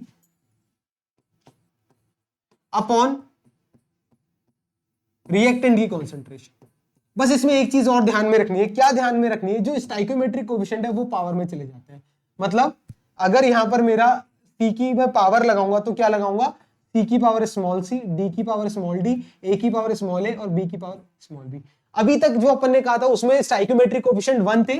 अगर स्टाइकोमेट्रिक कोफिशिएंट भी ऐड हो गए, मतलब ये ए, ये बी, ये सी और ये डी, ये क्या होगा? इस तरीके से पावर में जाएंगे। क्लियर है? जब न्यूमेरिकल करेंगे तो और चीजें क्लियर होगी। तो Nernst equation in general form I think आप सबको क्लियर है। ठीक है, तो आज के बाद नर्स्ट इक्वेशन में कोई भी डाउट नहीं होगा आपको। I hope this is clear. ठीक है, अब आगे बढ़ते हैं। What are the application of Nernst equation? Nernst equation की अपन एप्लीकेशन के बारे में बात करेंगे कि कहां कहां नर्स्ट इक्वेशन और किस किस जगह काम आती है। तो पहला अपन ने एप्लीकेशन देख लिया, ई सेल पोटेंशियल निकाला था अपन ने। ई सेल निकाला था E not cell minus R T upon N F L N, product की कॉन्सेंट्रेशन अपॉन रिएक्टेंट की कॉन्सेंट्रेशन। और जब स्टाइकोमेट्री आ गई तो उसकी पावर में चले जाएगा, वो जब न्यूमेरिकल कराऊंगा तो रिवाइज कर लेंगे। Next, how to determine the equilibrium constant, ये भी अपन नर्स्ट इक्वेशन सिखाता है कि कैसे इक्विलिब्रियम कांस्टेंट निकाला जाता है। तीसरा एप्लीकेशन है गिब्स एनर्जी।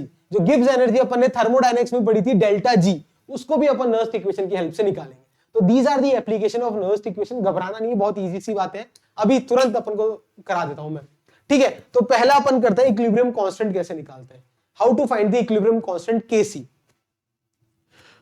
तो देखिए वही जिंक और कॉपर की बात करते हैं, बेसिक बात करते हैं। तो Zn plus Cu2 plus will give Zn2 plus plus copper. अब सर इस इक्वेशन में इक्विलिब्रियम की बात कैसे हो गई? देखो क्या होता है, ये हमेशा कोई भी रिएक्शन क्या है फॉरवर्ड की तरफ मूव करेगी। तो इस पूरी इक्वेशन में क्या होगा? जिंक की मात्रा क्या है? बढ़ती जाएगी। क्या होगी? जिंक की मात्रा बढ़ती जाएगी तो फॉरवर्ड में रिएक्शन होगी। तो इन ऑर्डर टू इसको इक्विलिब्रियम में आने के लिए तो कॉपर भी क्या करेगा? फटाफट क्या करेगा? इस तरीके से बैकवर्ड। ली-चैटरी प्रिंसिपल क्या कहता है? ली-चैटरी कहता है कि जो अगर इक्विलिब्रियम में होगा मेरी रिएक्शन, तो जहां पे भी मैं फोर्स लगाऊंगा, अगर इक्विलिब्रियम डिस्टर्ब होगा तो उसके अपोजिट डायरेक्शन में फोर्स लगाऊंगा। तो जब अगर इस इक्वेशन को मैं इक्विलिब्रियम में लिखूंगा तो क्या मैं इस तरीके से लिखूंगा या नहीं लिखूंगा? बिल्कुल, कि ये जो रिएक्शन है वो इस तरीके से होगी। This is equilibrium reaction of zinc copper cell. ठीक है, अब इसकी अगर मैं नर्स्ट इक्वेशन की बात करूंगा तो इसके अंदर नर्स्ट इक्वेशन क्या होगी? ई सेल बराबर E not cell minus R T upon 2f L N, zinc की कॉन्सेंट्रेशन अभी बात की थी, अपॉन कॉपर की कॉन्सेंट्रेशन अभी ये भी बात की थी। ये मेरी नर्स्ट इक्वेशन है, बिल्कुल इक्विलिब्रियम के केस की बात कर रहे हैं। ठीक है, जब इक्विलिब्रियम की केस की बात कर रहा हूं, मैं फिर रिपीट कर रहा हूं कि इक्विलिब्रियम में क्या होगा कि यहां से जो जिंक है +2 और इलेक्ट्रॉन देगा, वो इलेक्ट्रॉन क्या करेंगे? इस तरफ मूव करेंगे। किस तरफ? टुवर्ड्स कैथोड मूव करेंगे कॉपर वाले की तरफ, और कॉपर क्या करेगा, उसको एब्जॉर्ब कर लेगा, इलेक्ट्रॉन को रिएक्ट करके कॉपर की रॉड क्या हो जाएगी, थिक होती जाएगी, और जिंक की रॉड क्या हो जाएगी, थिन होती जाएगी। तो इसके लिए मैंने एक्सटर्नल पोटेंशियल कनेक्ट किया था जो कि सेम वोल्टेज का था कैथोड पे, जो कि इस रिएक्शन को क्या एक स्टेट में रोक देगा, इक्विलिब्रियम में रोक देगा। तो उस केस में ना एनोड और कैथोड पे पोटेंशियल क्या हो जाएगा, बराबर हो जाएगा। इक्विलिब्रियम वाले केस में एनोड और कैथोड पे पोटेंशियल क्या हो जाएगा, बराबर, that is E cathode minus E anode क्या हो जाएगा, जीरो। दोनों का पोटेंशियल जीरो है, मतलब ई सेल की वैल्यू जो होगी वो क्या हो जाएगी, मेरी जीरो हो जाएगी। किस केस के अंदर, इक्विलिब्रियम के केस के अंदर, at equilibrium, at equilibrium E cathode minus E anode क्या हो जाएगा, मेरा जीरो हो जाएगा। क्लियर है? तो ई सेल की वैल्यू क्या हो जाएगी, जीरो। तो इस पूरी इक्वेशन को मैं कैसे लिख सकता हूं, इस पूरी इक्वेशन को लिख सकता हूं, जीरो बराबर E not cell minus R T upon 2f ln zinc की कॉन्सेंट्रेशन अपॉन कॉपर की कॉन्सेंट्रेशन। यहां तक कोई भी डाउट, किसी भी बच्चे को कोई भी डाउट है तो बताइएगा, ठीक है?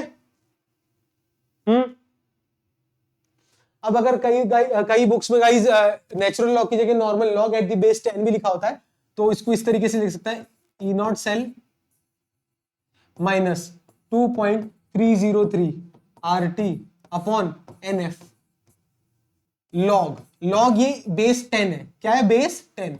कोई घबराने वाली बात नहीं है, जब न्यूमेरिकल करेंगे तो सब चीजें अपन क्लियर कर लेंगे। एक ही बात है, इस नेचुरल लॉग को मैंने क्या है, नॉर्मल लॉग में, जब नेचुरल लॉग और नॉर्मल लॉग में सिर्फ बेस का फर्क होता है, जब लॉग का बेस ई हो, दैट इज 2.7, तो वो क्या हो जाता है, नेचुरल लॉग कन्वर्ट हो जाता है। और इस वाले लॉग में बेस क्या होता है, 10। ये मेरा जनरली यूज्ड लॉग है, यही अपन लॉग को यूज करते हैं, ठीक है?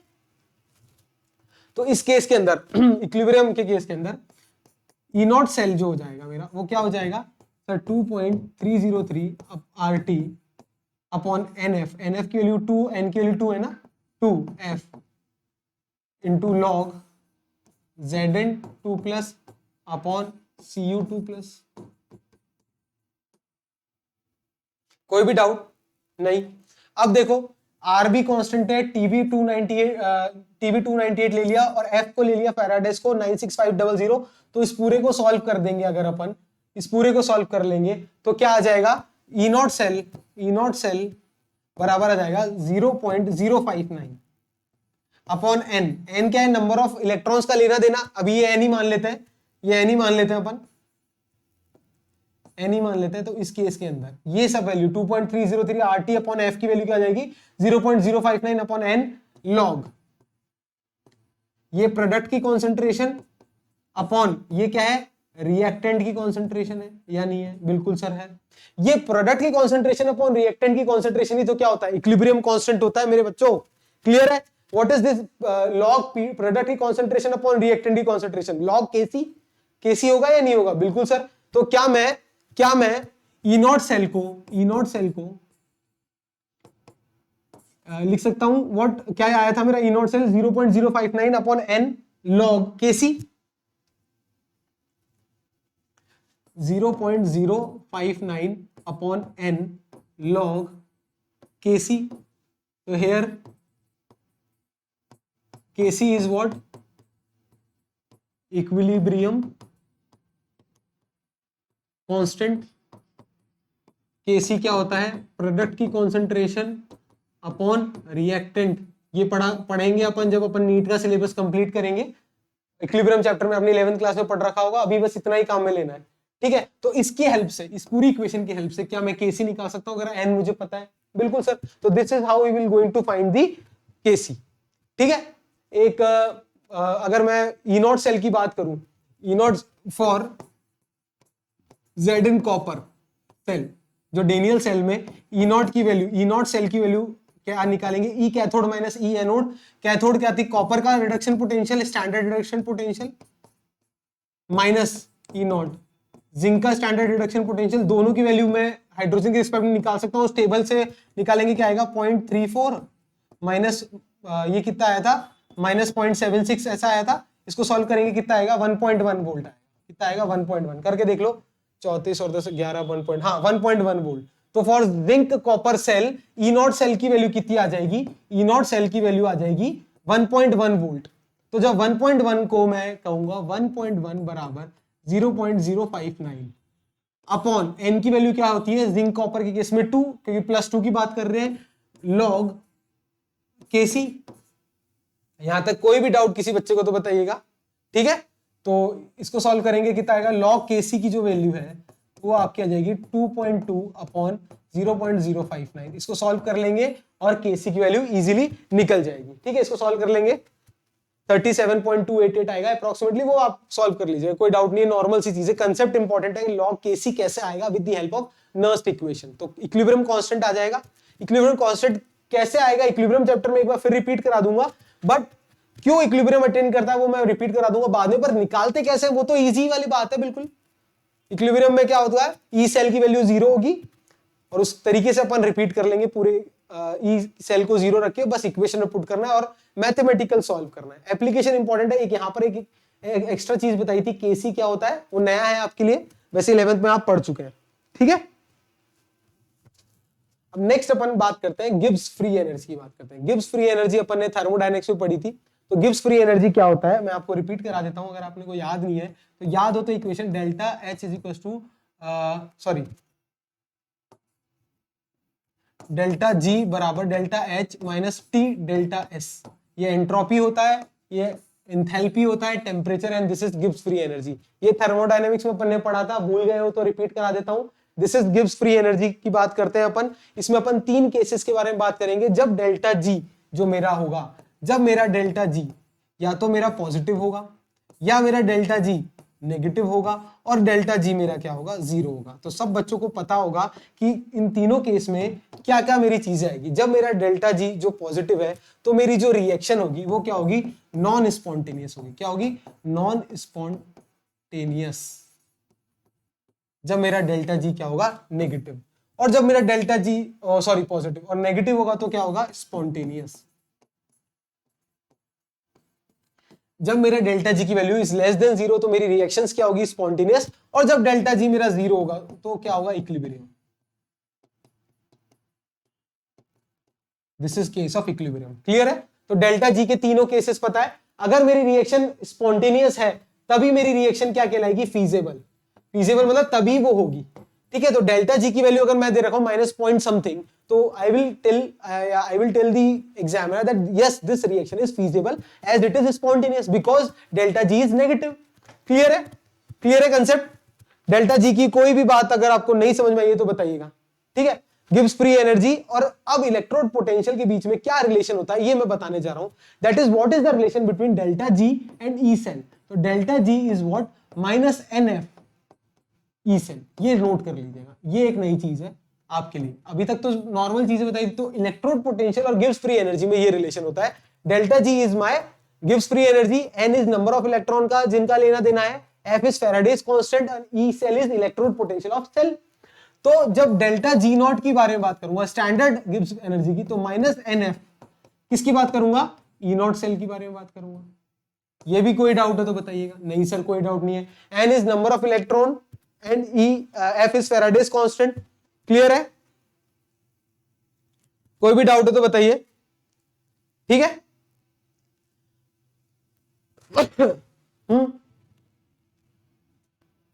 तो ये दोनों चीजों की हेल्प से अपन आगे और भी चीजें फाइंड करेंगे। एक चीज और मैं एक्स्ट्रा बता देता हूं आपको।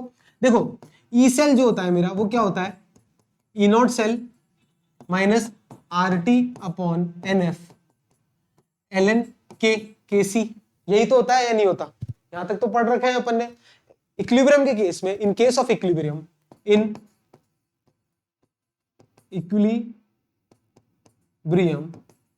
के केस में ये मेरा ई सेल क्या हो जाएगा? E cell will become 0। तो 0 बराबर E not cell minus R T upon N F L N K C. ये तो सिंपल गणित है, इसको मैं यहां ही लिख देता हूं इसी पेज पे। तो ई नॉट सेल बराबर क्या आ जाएगा? R T upon N F L N K, ठीक है। तो ये एन एफ को इधर लिया हूं, N F E not cell बराबर क्या हो जाएगा? आर टी एल एन के। यहां तक किसी को कोई भी डाउट? कुछ दिख रहा है? चमकी आंखें? ठीक है सर, हाँ कुछ चमक रही है, अगल बगल में लिखा है इसलिए चमक गई, कोई बात नहीं, मैं लिख देता हूं, अगर आपको कोई डाउट है तो बताइएगा। दोनों तरफ माइनस से मल्टीप्लाई कर दो तो ये minus N F E not cell क्या हो जाएगा, this is my delta G not, ठीक है, is equal to minus R T L N K. This is K is what, equilibrium constant, क्योंकि इक्विलिब्रियम की बात करी थी, ये क्या है, इक्विलिब्रियम कांस्टेंट। ठीक है, इक्विलिब्रियम चैप्टर भी इंपॉर्टेंट है, वो भी मैं साथ के साथ लेते हुए चल रहा हूं, और इलेक्ट्रोकेमिस्ट्री तो अपनी चल ही रही है। क्लियर है? कोई भी डाउट है तो प्लीज मुझे बताइएगा। ठीक है, तो नर्स्ट इक्वेशन क्लियर है। एक मैं एक क्वेश्चन करा देता हूं, ये एग्जाम में पूछा गया हुआ है।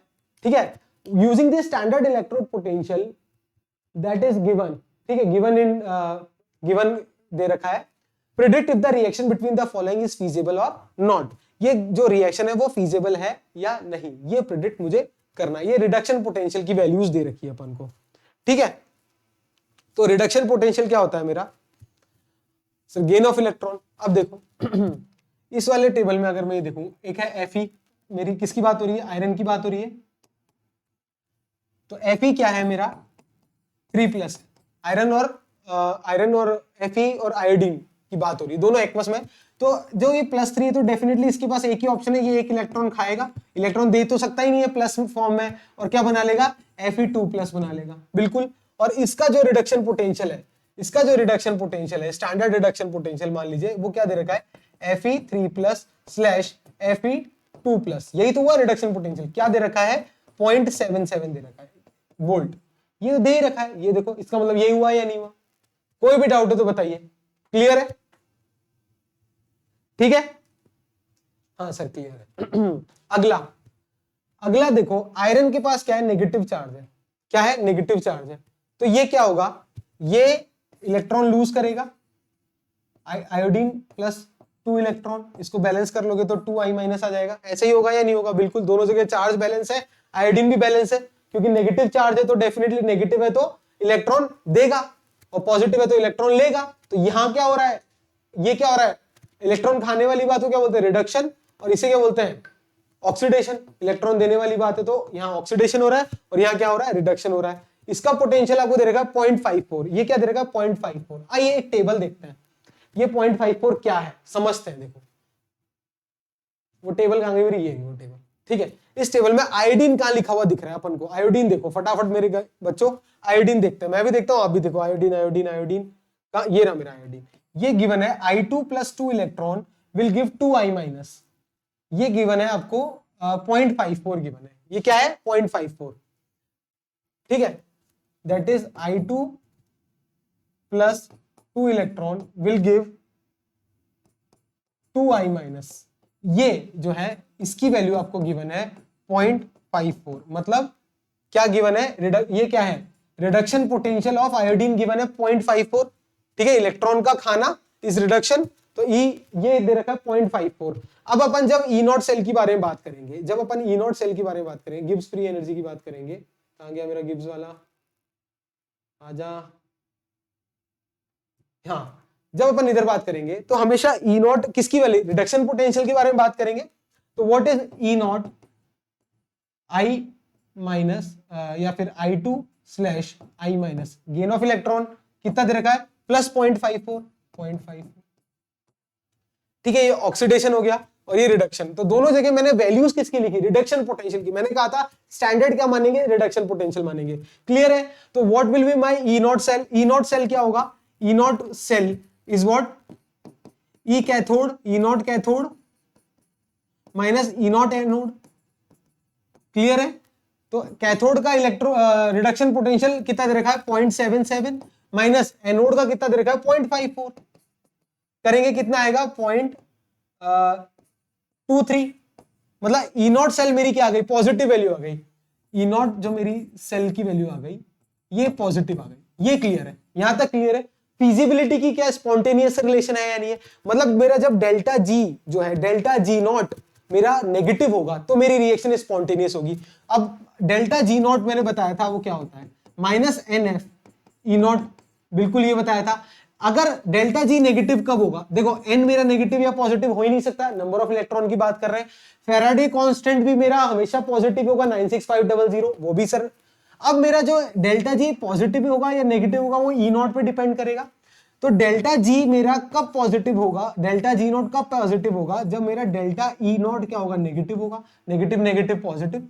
लाइकवाइज डेल्टा जी मेरा नॉट नेगेटिव कब होगा, जब मेरा डेल्टा जब मेरा ई नॉट क्या होगा, पॉजिटिव। अगर ई नॉट की वैल्यू पॉजिटिव है तो पॉजिटिव इंटू नेगेटिव नेगेटिव, तो डेल्टा जी नॉट की वैल्यू नेगेटिव आ गई, रिएक्शन क्या होगा, स्पॉन्टेनियस। इसका मतलब अगर मेरी रिएक्शन स्पॉन्टेनियस होगी, मैं रिपीट कर देता हूं, तो डेल्टा जी नॉट नेगेटिव होना चाहिए, विच मीन्स फॉर स्पॉन्टेनियस, बड़ा बड़ा लिख रहा हूं बच्चों, for spontaneous reaction delta G naught negative, तो which means minus NF E not cell क्या होना चाहिए, नेगेटिव। इसका मतलब ई नॉट सेल क्या होना चाहिए, पॉजिटिव। तभी तो अभी ई नॉट सेल की वैल्यू पिछले बार न्यूमेरिकल में निकाली थी, कितनी आई थी, +0.23। चलो भाड़ में जान दो क्या आई थी, प्लस आई थी ना, तो प्लस आई थी मतलब डेल्टा जी नेगेटिव हो जाएगा, मतलब रिएक्शन क्या हो जाएगी, स्पॉन्टेनियस। अगर डेल्टा ई मेरा क्या हो गया, डेल्टा ई नॉट क्या हो गया, पॉजिटिव हो गया, तो मेरी रिएक्शन स्पॉन्टेनियस हो गई। स्पॉन्टेनियस रिएक्शन है तो फिजिबल होगी या नहीं होगी, बिल्कुल होगी।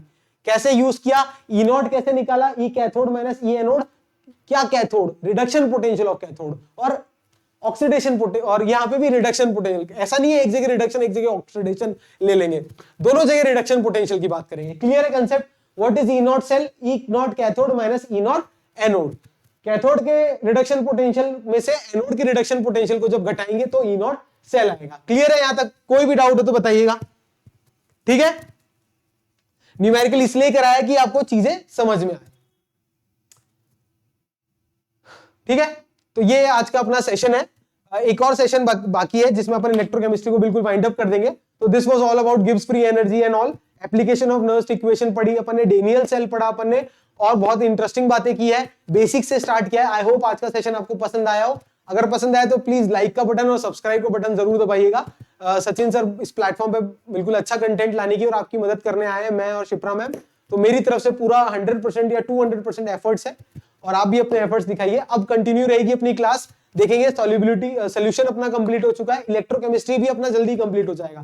तो देखिए फिजिकल केमिस्ट्री के 9 और 7 16 नंबर तो अपने आ चुके हैं। और आप ऑर्गेनिक की चिंता मत करिए गाइस, ऑर्गेनिक अपन जल्दी ही चालू करेंगे। जैसे फिजिकल खत्म करूंगा उसके बाद मैं ऑर्गेनिक ही लेके आऊंगा, उसके बाद लास्ट में इनऑर्गेनिक लेके आऊंगा, tension not. Organic upon physical के बाद स्टार्ट कर देंगे। तो एक बार फिजिकल हो जाए तो आपकी न्यूमेरिकल की प्रैक्टिस बनी रहेगी, ठीक है। आई होप आपका सेशन, आज का सेशन आपको अच्छा लगा हो तो प्लीज लाइक और शेयर कीजिएगा सचिन सर फिजिक्स चैनल को। Thank you guys, good night and अच्छे से प्रिपेयर कीजिए, ऑल दी बेस्ट।